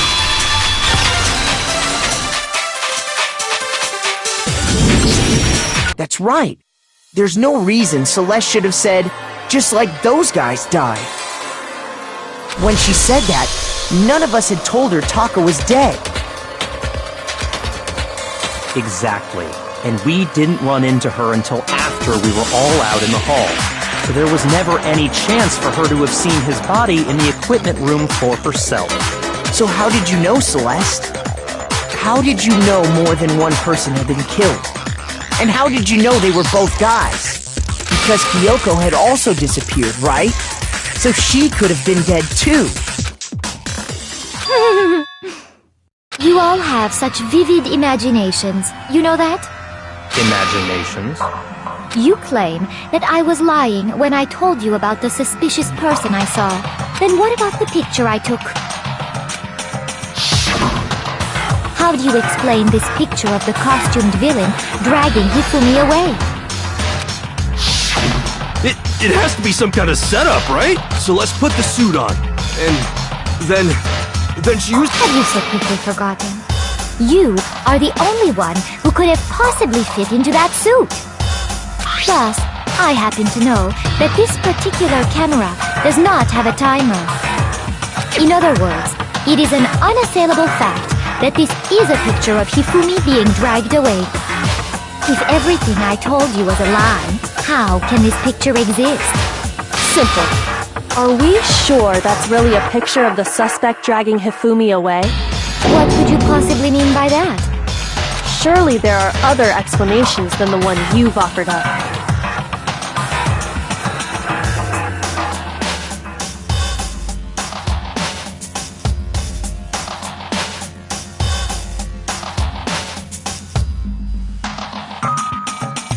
No, there is no other explanation.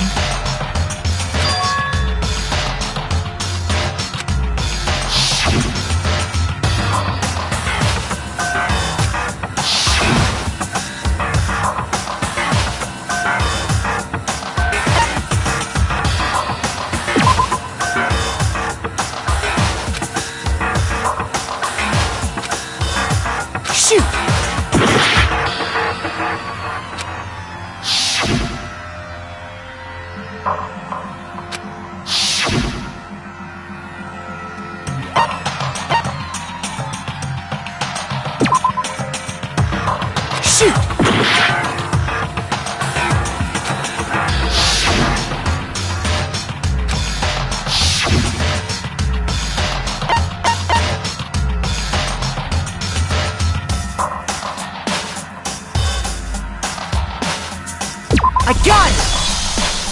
It's not a picture of the suspect dragging Hifumi away.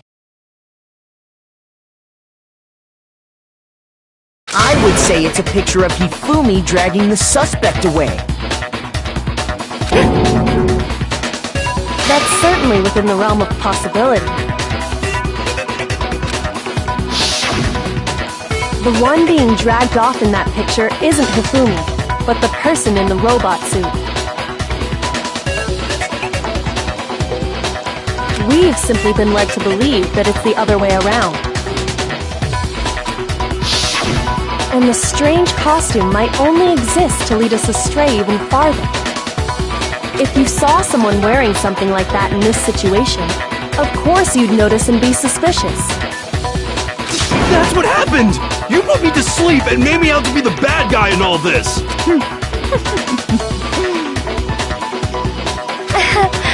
Such a thing is utterly impossible. Hifumi was dragging him away?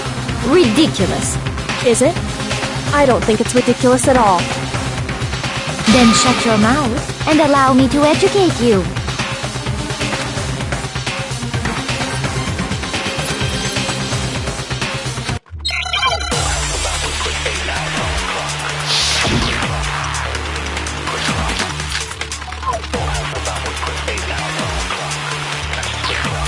You dressed me up in that suit after I passed out! Then you just draped me across Hifumi and had him carry my weight!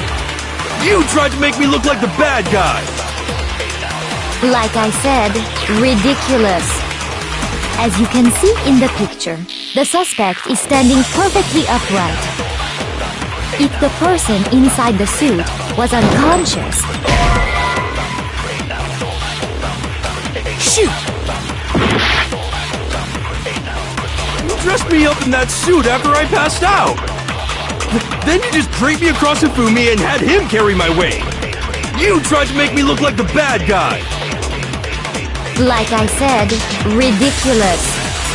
As you can see in the picture, the suspect is standing perfectly upright. If the person inside the suit was unconscious, there's no way they could stand up straight like that. Then the fortune-telling idiot is the culprit after all! No way! You dressed me up in that suit after... Then you just draped me... You tried to make me look... Like I said, as you can see in the picture, if the person inside the suit, There's no way they could stand up No, that's wrong!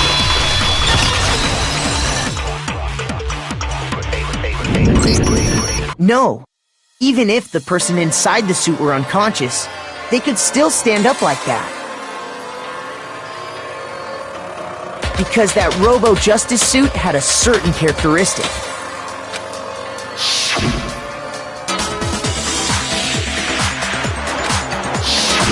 that's right! They totally made a mistake when they made it, so it couldn't bend at the waist.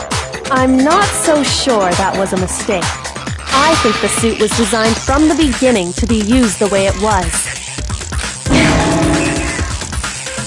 Celeste and Hifumi took the suit they'd specially designed and stuffed Hiro into it. That's how they were able to fake that whole thing. The point of it all was to make us believe whoever was in the suit was to blame.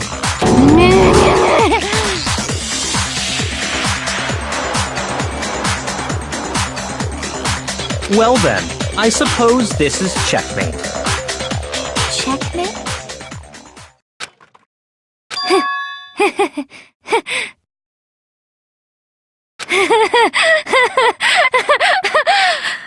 Don't make me laugh, you idiot! What do you mean, checkmate?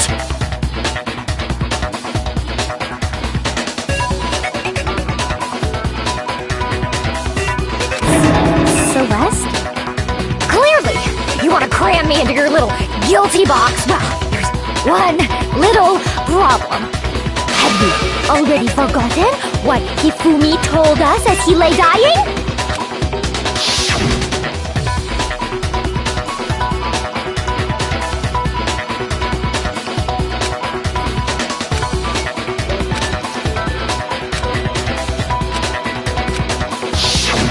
When we asked him who had attacked him, him, his answer was quite clear. What did he said? And I quote, Yasuhiro. In other words, Yasuhiro Hagakure! Wait, but my name isn't really Yasuhiro! It's actually Taro! Your confusing statements don't make any sense. You're only making things more complicated. He did say Yasuhiro, but are we sure he was really pointing the finger at Hiro?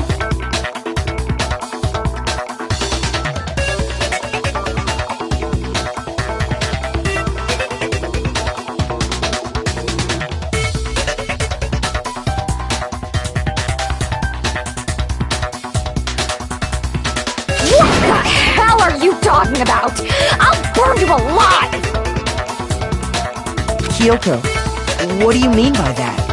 Think back to how Hifumi used to talk to us. How did he refer to each of us?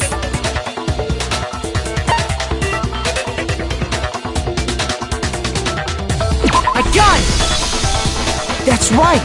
Our last names! He called us all by our last names! Exactly. I know I heard him say Mr. Naegi more than once, for example. So if Hifumi did mean to say Hiro's name, he would have said his last name, Hagakure. I'm sure it was just incidental. By chance, his first name.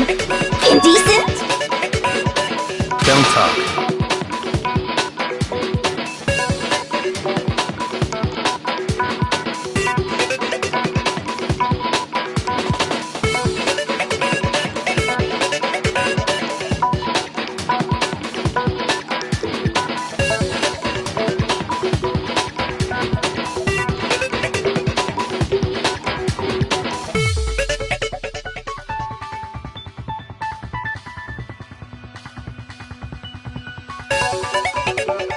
Random chance. Now isn't that a convenient explanation? No, there's no reason to think he would have said the name any different than normal. But he must have run out of energy before he could say any more. So Hifumi was trying to tell us the last name of whoever killed him? But the name he said doesn't apply to anyone here.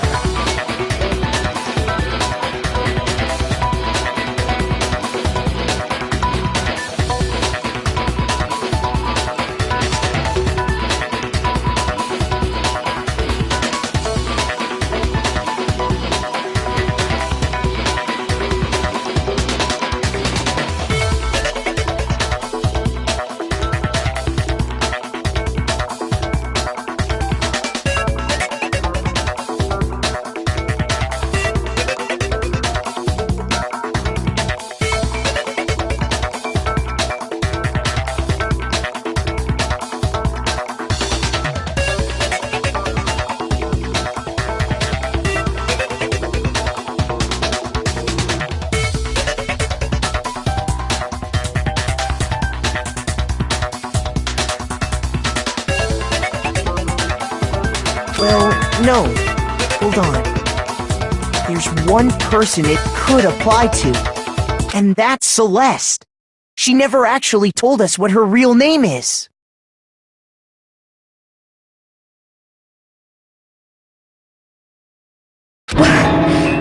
What did you just say? To think you'd take your false accusation so far, I don't know whether to laugh or spit! Come on! Enough with your idiotic blather! Yasuhiro is a loser's name! Do I look like a loser to you? Well, do I?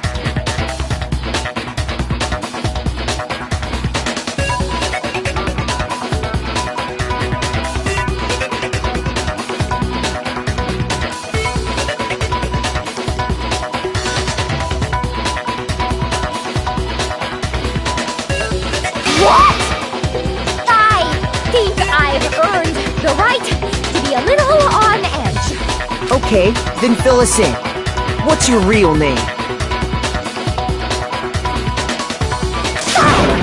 Make sure your ear holes are wide open and listen up! Celestia Ludenberg, could you please stop making me repeat myself over and over again?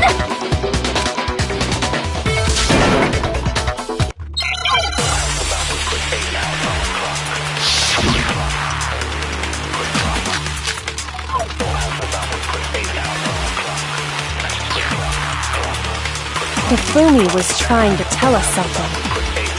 He wanted us to know the killer's last name, Yasuhiro. If there's one person here who might have that last name... It would have to be you, Celeste. You haven't told anyone what your real name is. How many times do I have to tell you? My name is... Celestia Ludenberg, god damn it! How long do you plan to go on pretending? I'm not pretending. It's the truth. And since you have no way to contradict me... No, that's wrong!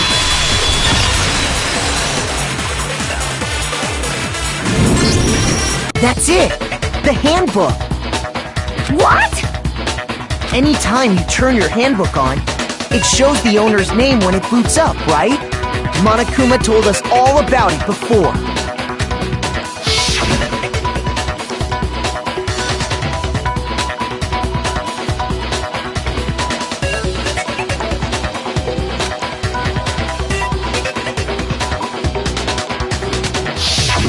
So all we have to do is check her handbook, and that'll clear up everything. That's how we can find out Celeste's real name. That's an invasion of privacy. I refuse to cooperate.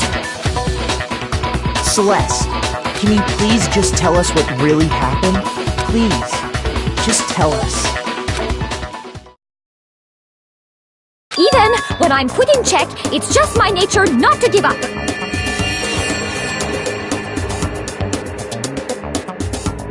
Because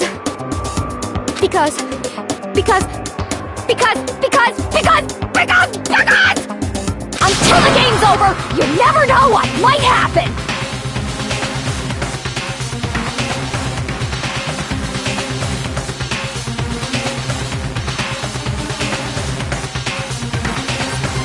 Fine then. Let me settle it. Let me go over the case again, from the beginning, and shed light on all your crimes. And that'll bring everything to an end.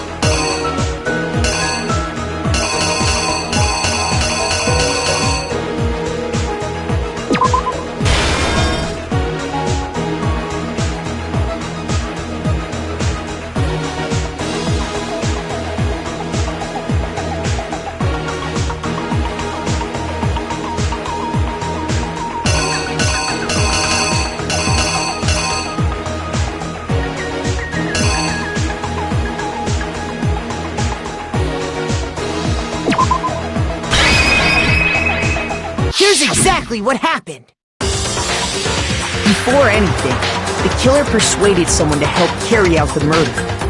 And that person was...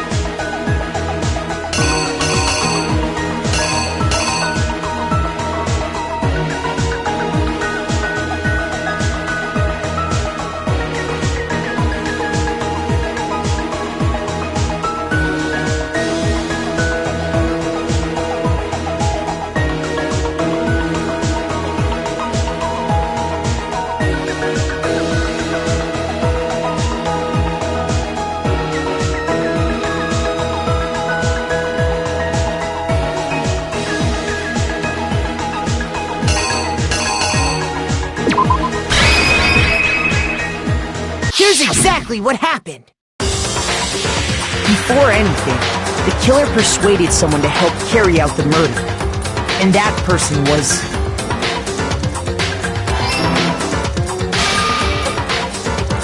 Hifumi. With an accomplice, the killer was able to execute a number of otherwise impossible schemes.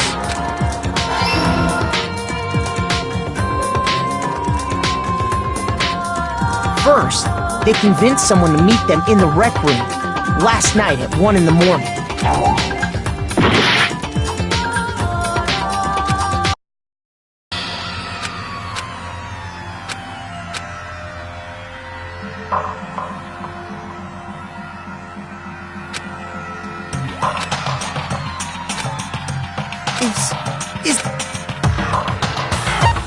I refuse to give up yet!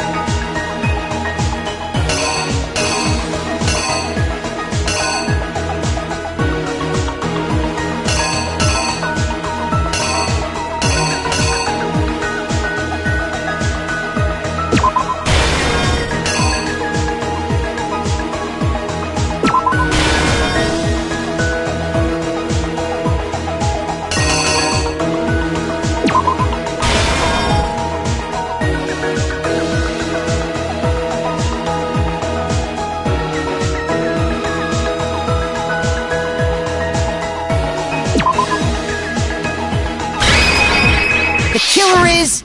you! Before anything, the killer persuaded someone to help carry out the murder. Hifumi. With an accomplice, the killer was able to execute a number of otherwise impossible schemes.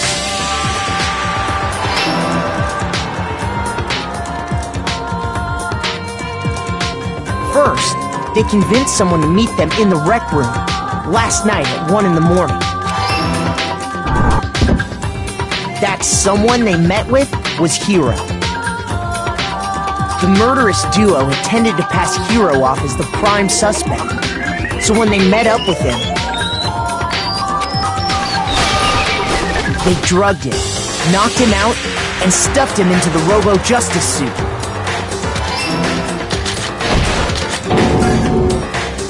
Next, Hifumi positioned himself to make it look like Robo-Justice was attacking him. while the killer used a digital camera they did all this just to create evidence that would put the suspicion on Hiro. When they were done with him, they shoved him, still unconscious, into the pool room locker. And then finally, at 6 a.m., they moved into the murder phase of their plan. They called Taka to the equipment room.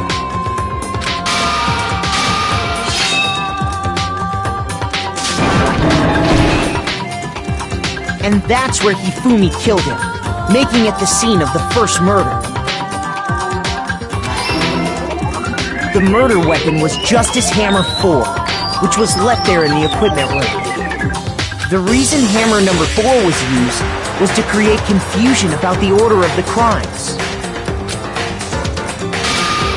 So, next they falsified 2 more assault incidents. For these attacks, the killers pretended to be the victims, to solidify Robo-Justice as the suspect. The first fake incident was the attack in the rec room. There, the killers wanted us to see Justice Hammer 1, and the Robo-Justice pictures they'd taken. They wanted to make sure we bought the surprise attack store. The second fake incident was the attack in the library. This time, they planted Justice Hammer 2, and an injured Hifumi, to sell us that story. With these 2 incidents, the killers were able to create a certain preconception in our minds that the suspect was increasing the size of the hammers and attacking people in order as they did. We fell right into their trap and started looking for the suspect based on that. But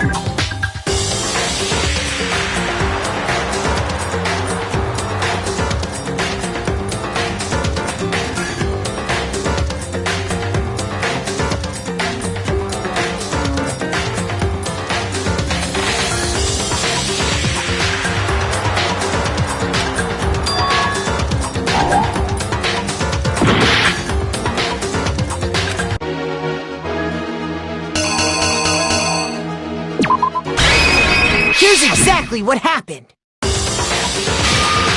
So, for these attacks, first there, they wanted to make a set this time with that the suspect fell right into their trap and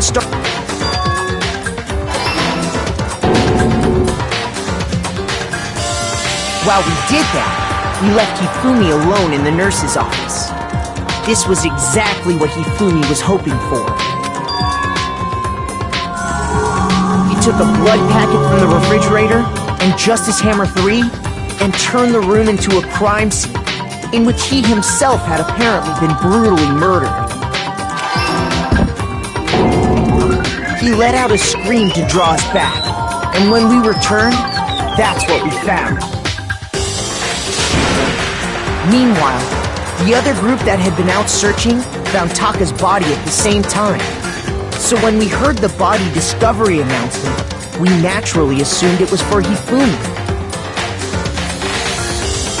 We left the nurse's office, and Hifumi once again took advantage of the situation.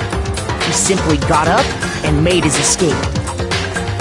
When we learned his body had disappeared, we all rushed back to the nurse's office, and once again, Hifumi had the chance he was waiting for.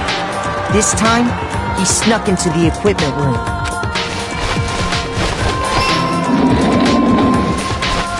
He wrapped Taka's body in the tarp and used the dolly to move it all the way down to the repository. That explains how each of the bodies disappeared. But even Hifumi didn't know what the true killer had in mind for their final act.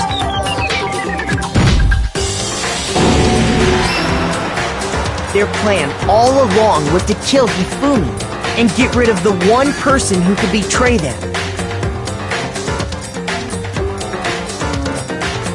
And they did it using an ordinary, everyday hammer from the repository. That should cover everything that happened in this case. And the villain behind it all is...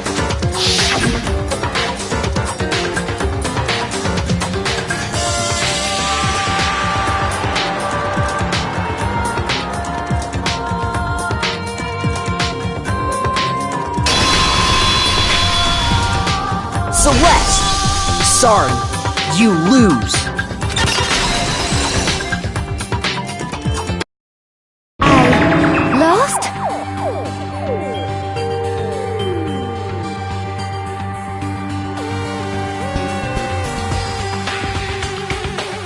lost?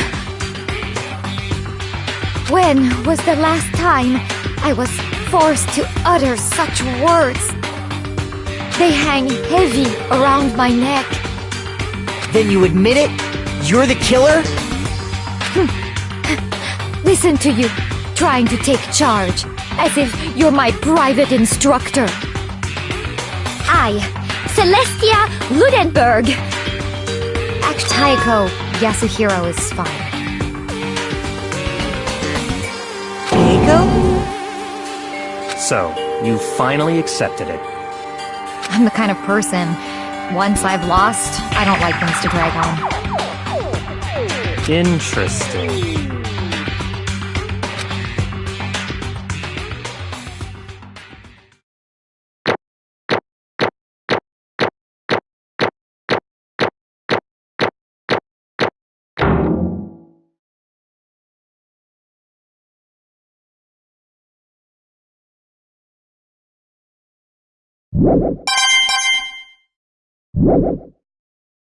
Okay, Monokuma. I'm ready to begin. Or, no. I suppose this is the end, isn't it? It is indeed the moment we've all been waiting for. Time to vote, okay? Okay. If you would, please locate your lever and cast your vote. And when the votes are tallied, who will become the blackened? Will you make the right choice or the dreadfully wrong one? What's it gonna be? What's it gonna be?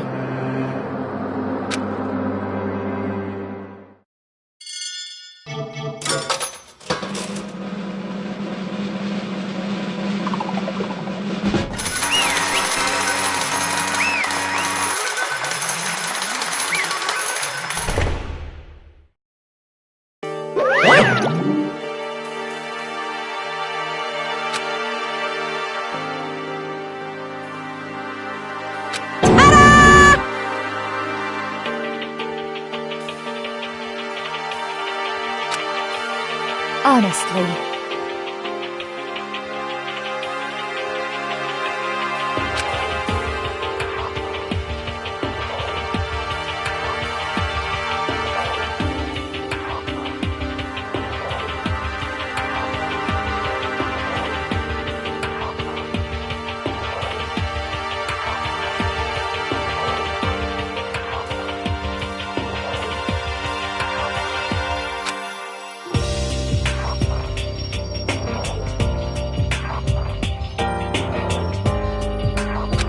I knew it.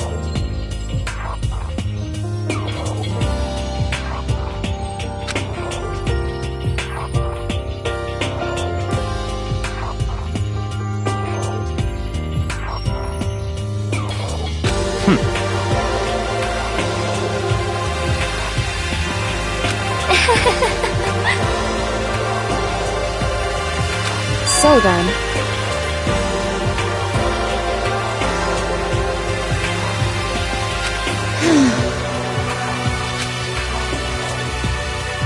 Indeed.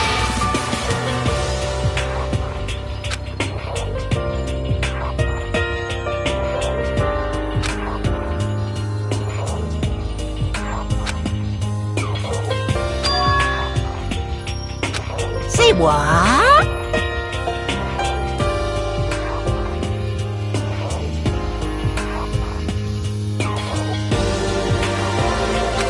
Just a second.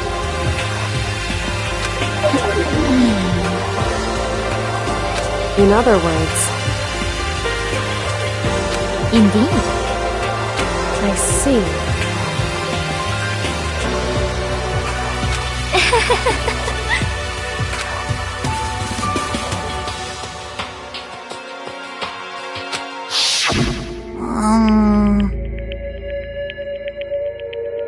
Actually...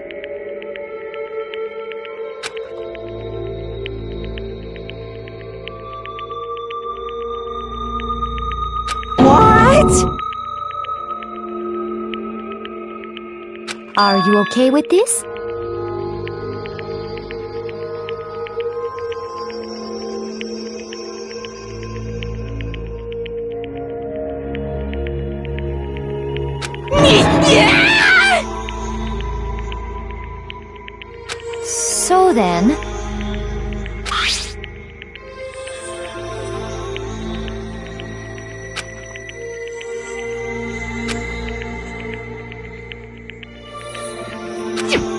Damnation!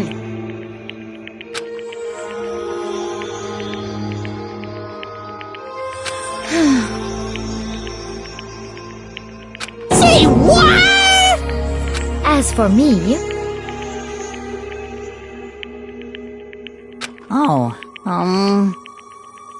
As for me...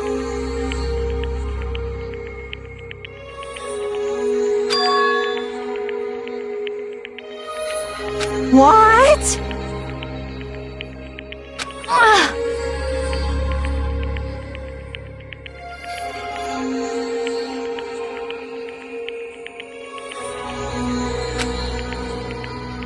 Damnation!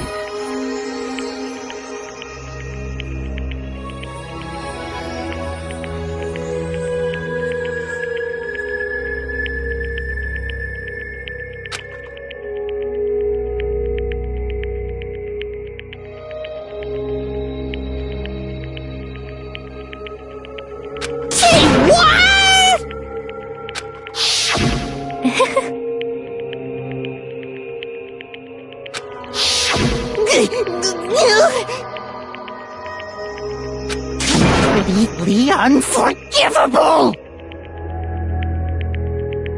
Most unfortunate.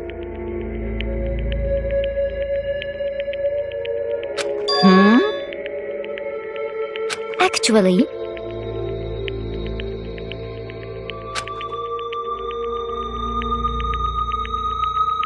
What?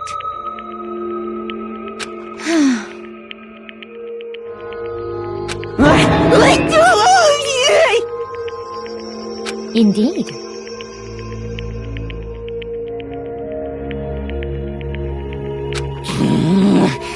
This is unforgivable! Completely unforgivable! Honestly.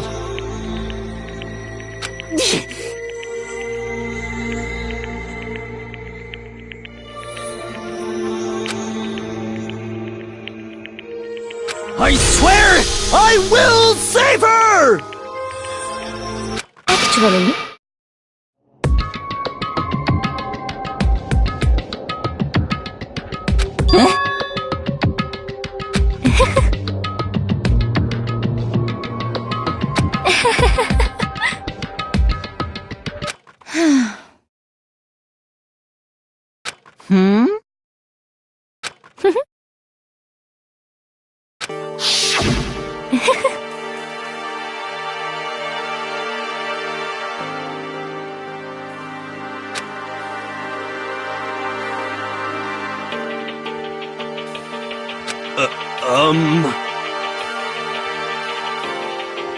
I see. Indeed.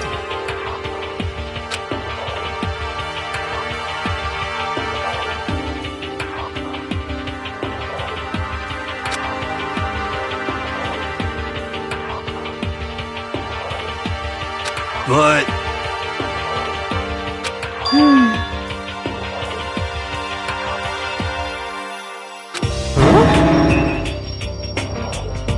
Let's see...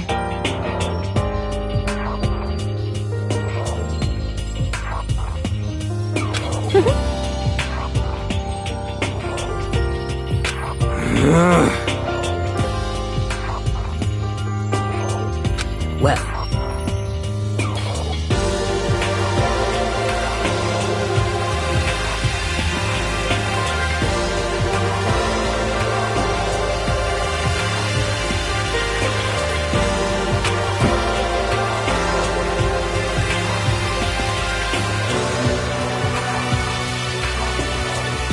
Are you okay with this?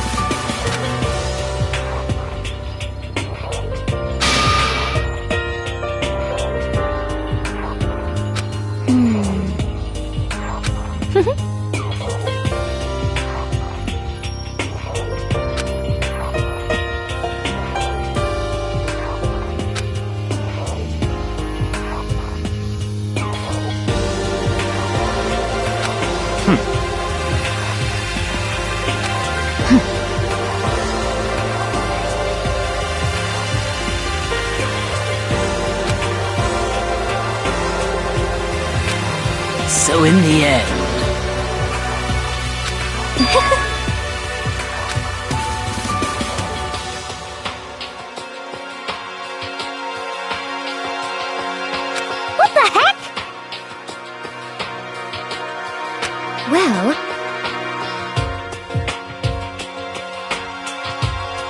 Don't be mean! I wonder about that. Why? What the heck?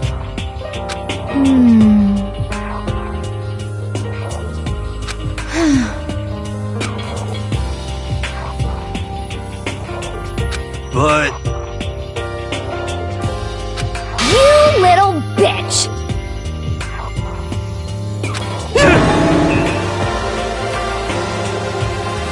Hey!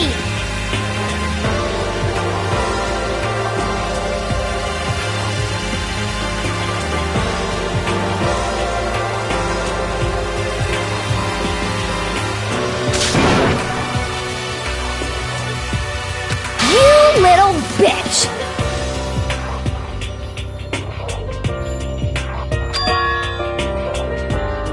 This is fine.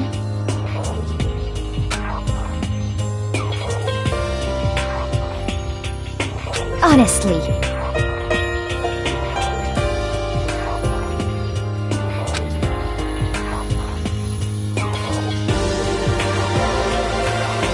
As for me, isn't it wonderful?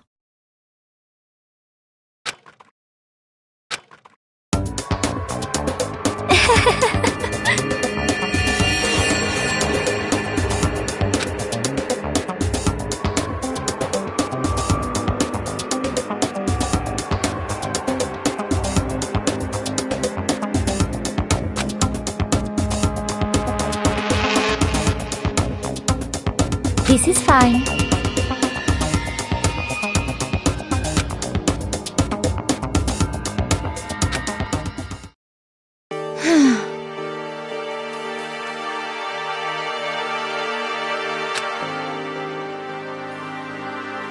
There is nothing to be done.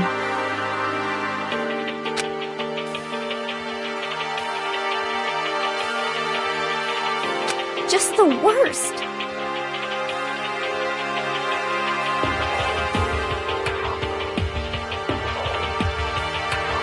Oh!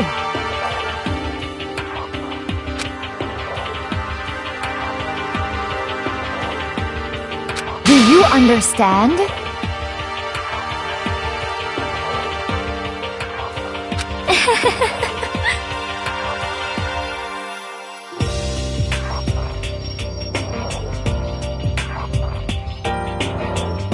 What is this?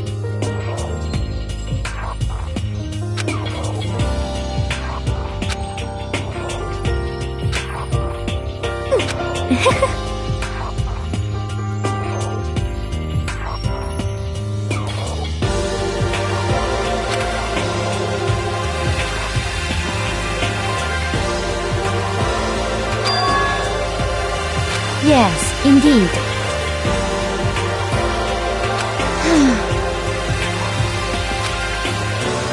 Isn't it wonderful? Hey!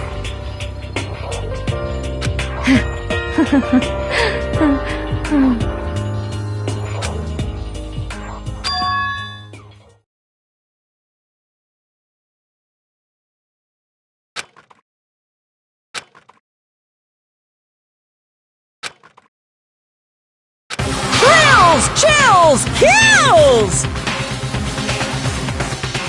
Now then, I've prepared a very special punishment! Let's give it everything we've got! It's punishment time! I guess I'll let Kyoko hold on to this. What? Will it really give you the hope you're looking for? I can't say I ever saw it that way. Which is why... Actually, it's not important. Well then, take care, everyone. Perhaps we'll meet again, in another life.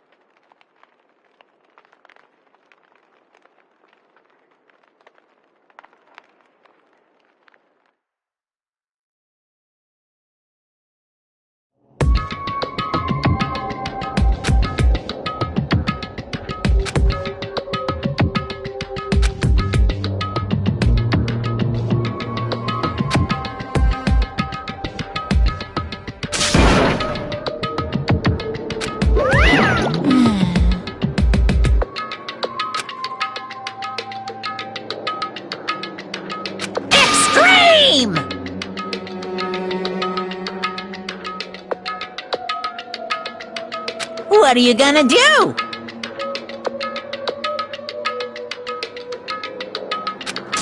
Let me out of here! Too bad.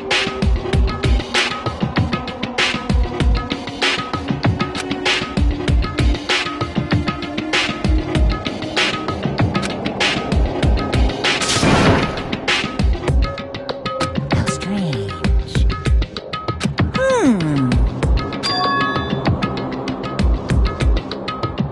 Hey! Hey! Wah-wah? So then... You...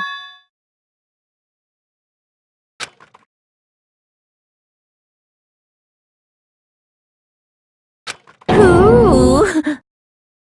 Hey, Ooh! How exciting!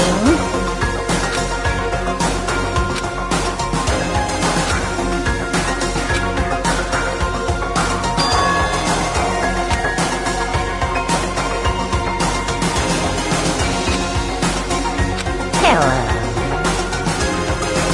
Well? See ya later!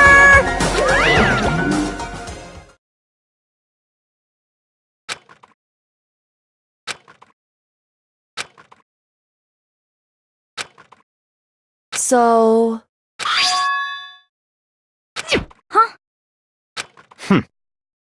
Hey, Indeed.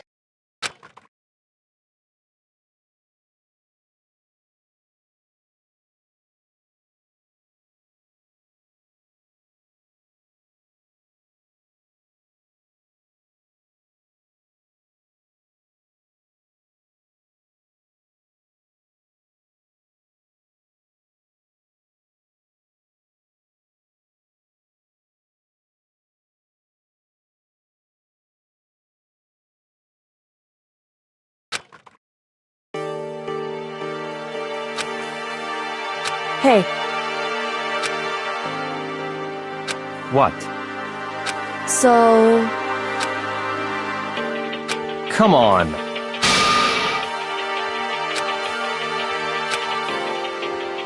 What?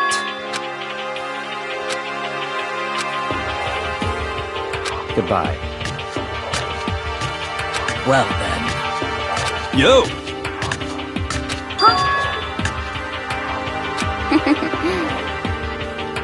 Okay.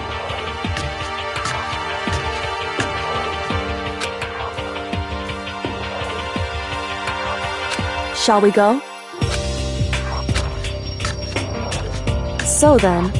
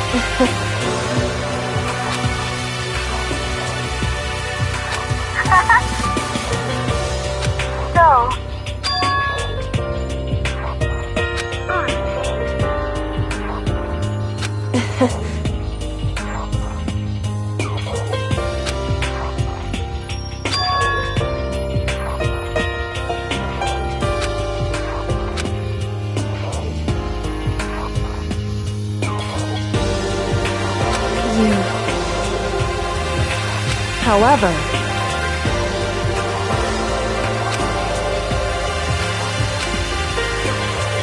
What?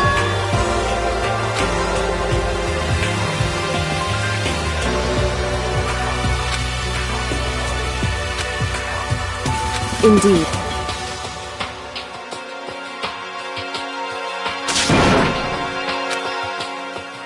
What?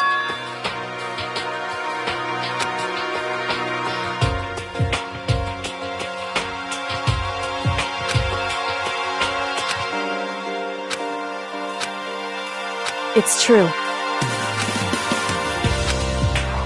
That's fine.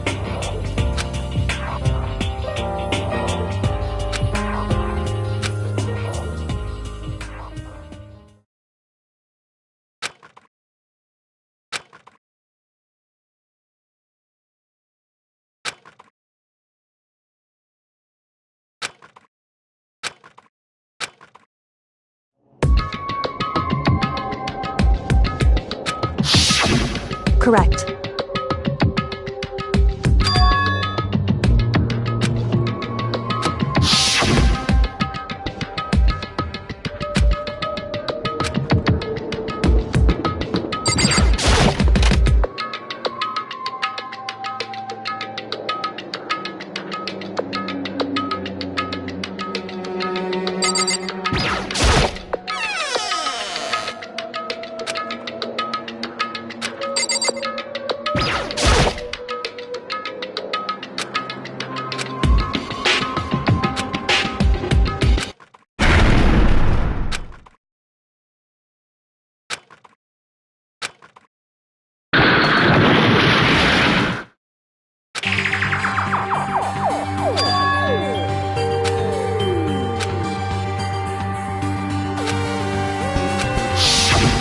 Correct.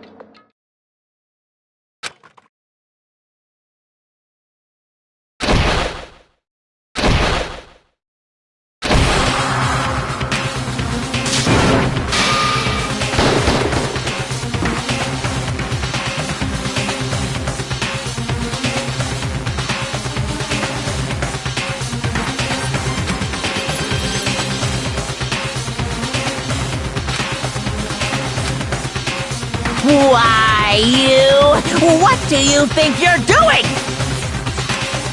I asked you a question. What's the meaning of this? How dare you defy me? This wasn't part of the deal! I've made a decision. I will no longer retreat, no longer compromise, no longer regret. I've made my decision. I'm going to resist you. Okay. But you do realize what will happen if you go through with this, right? You haven't forgotten, have you? What I'm holding hostage?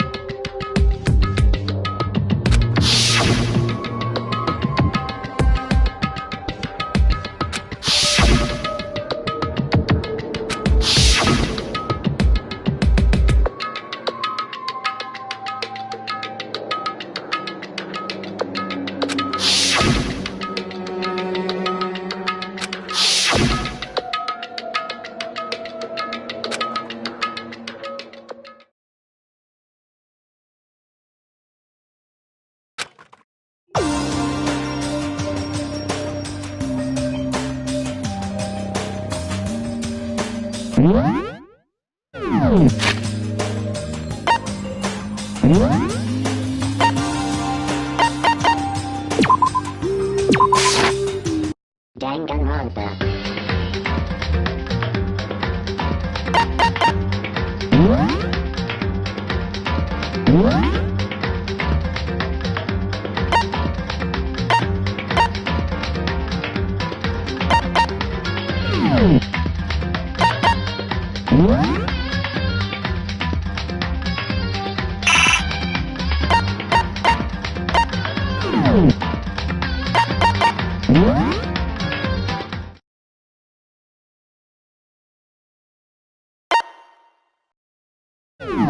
Danganronpa.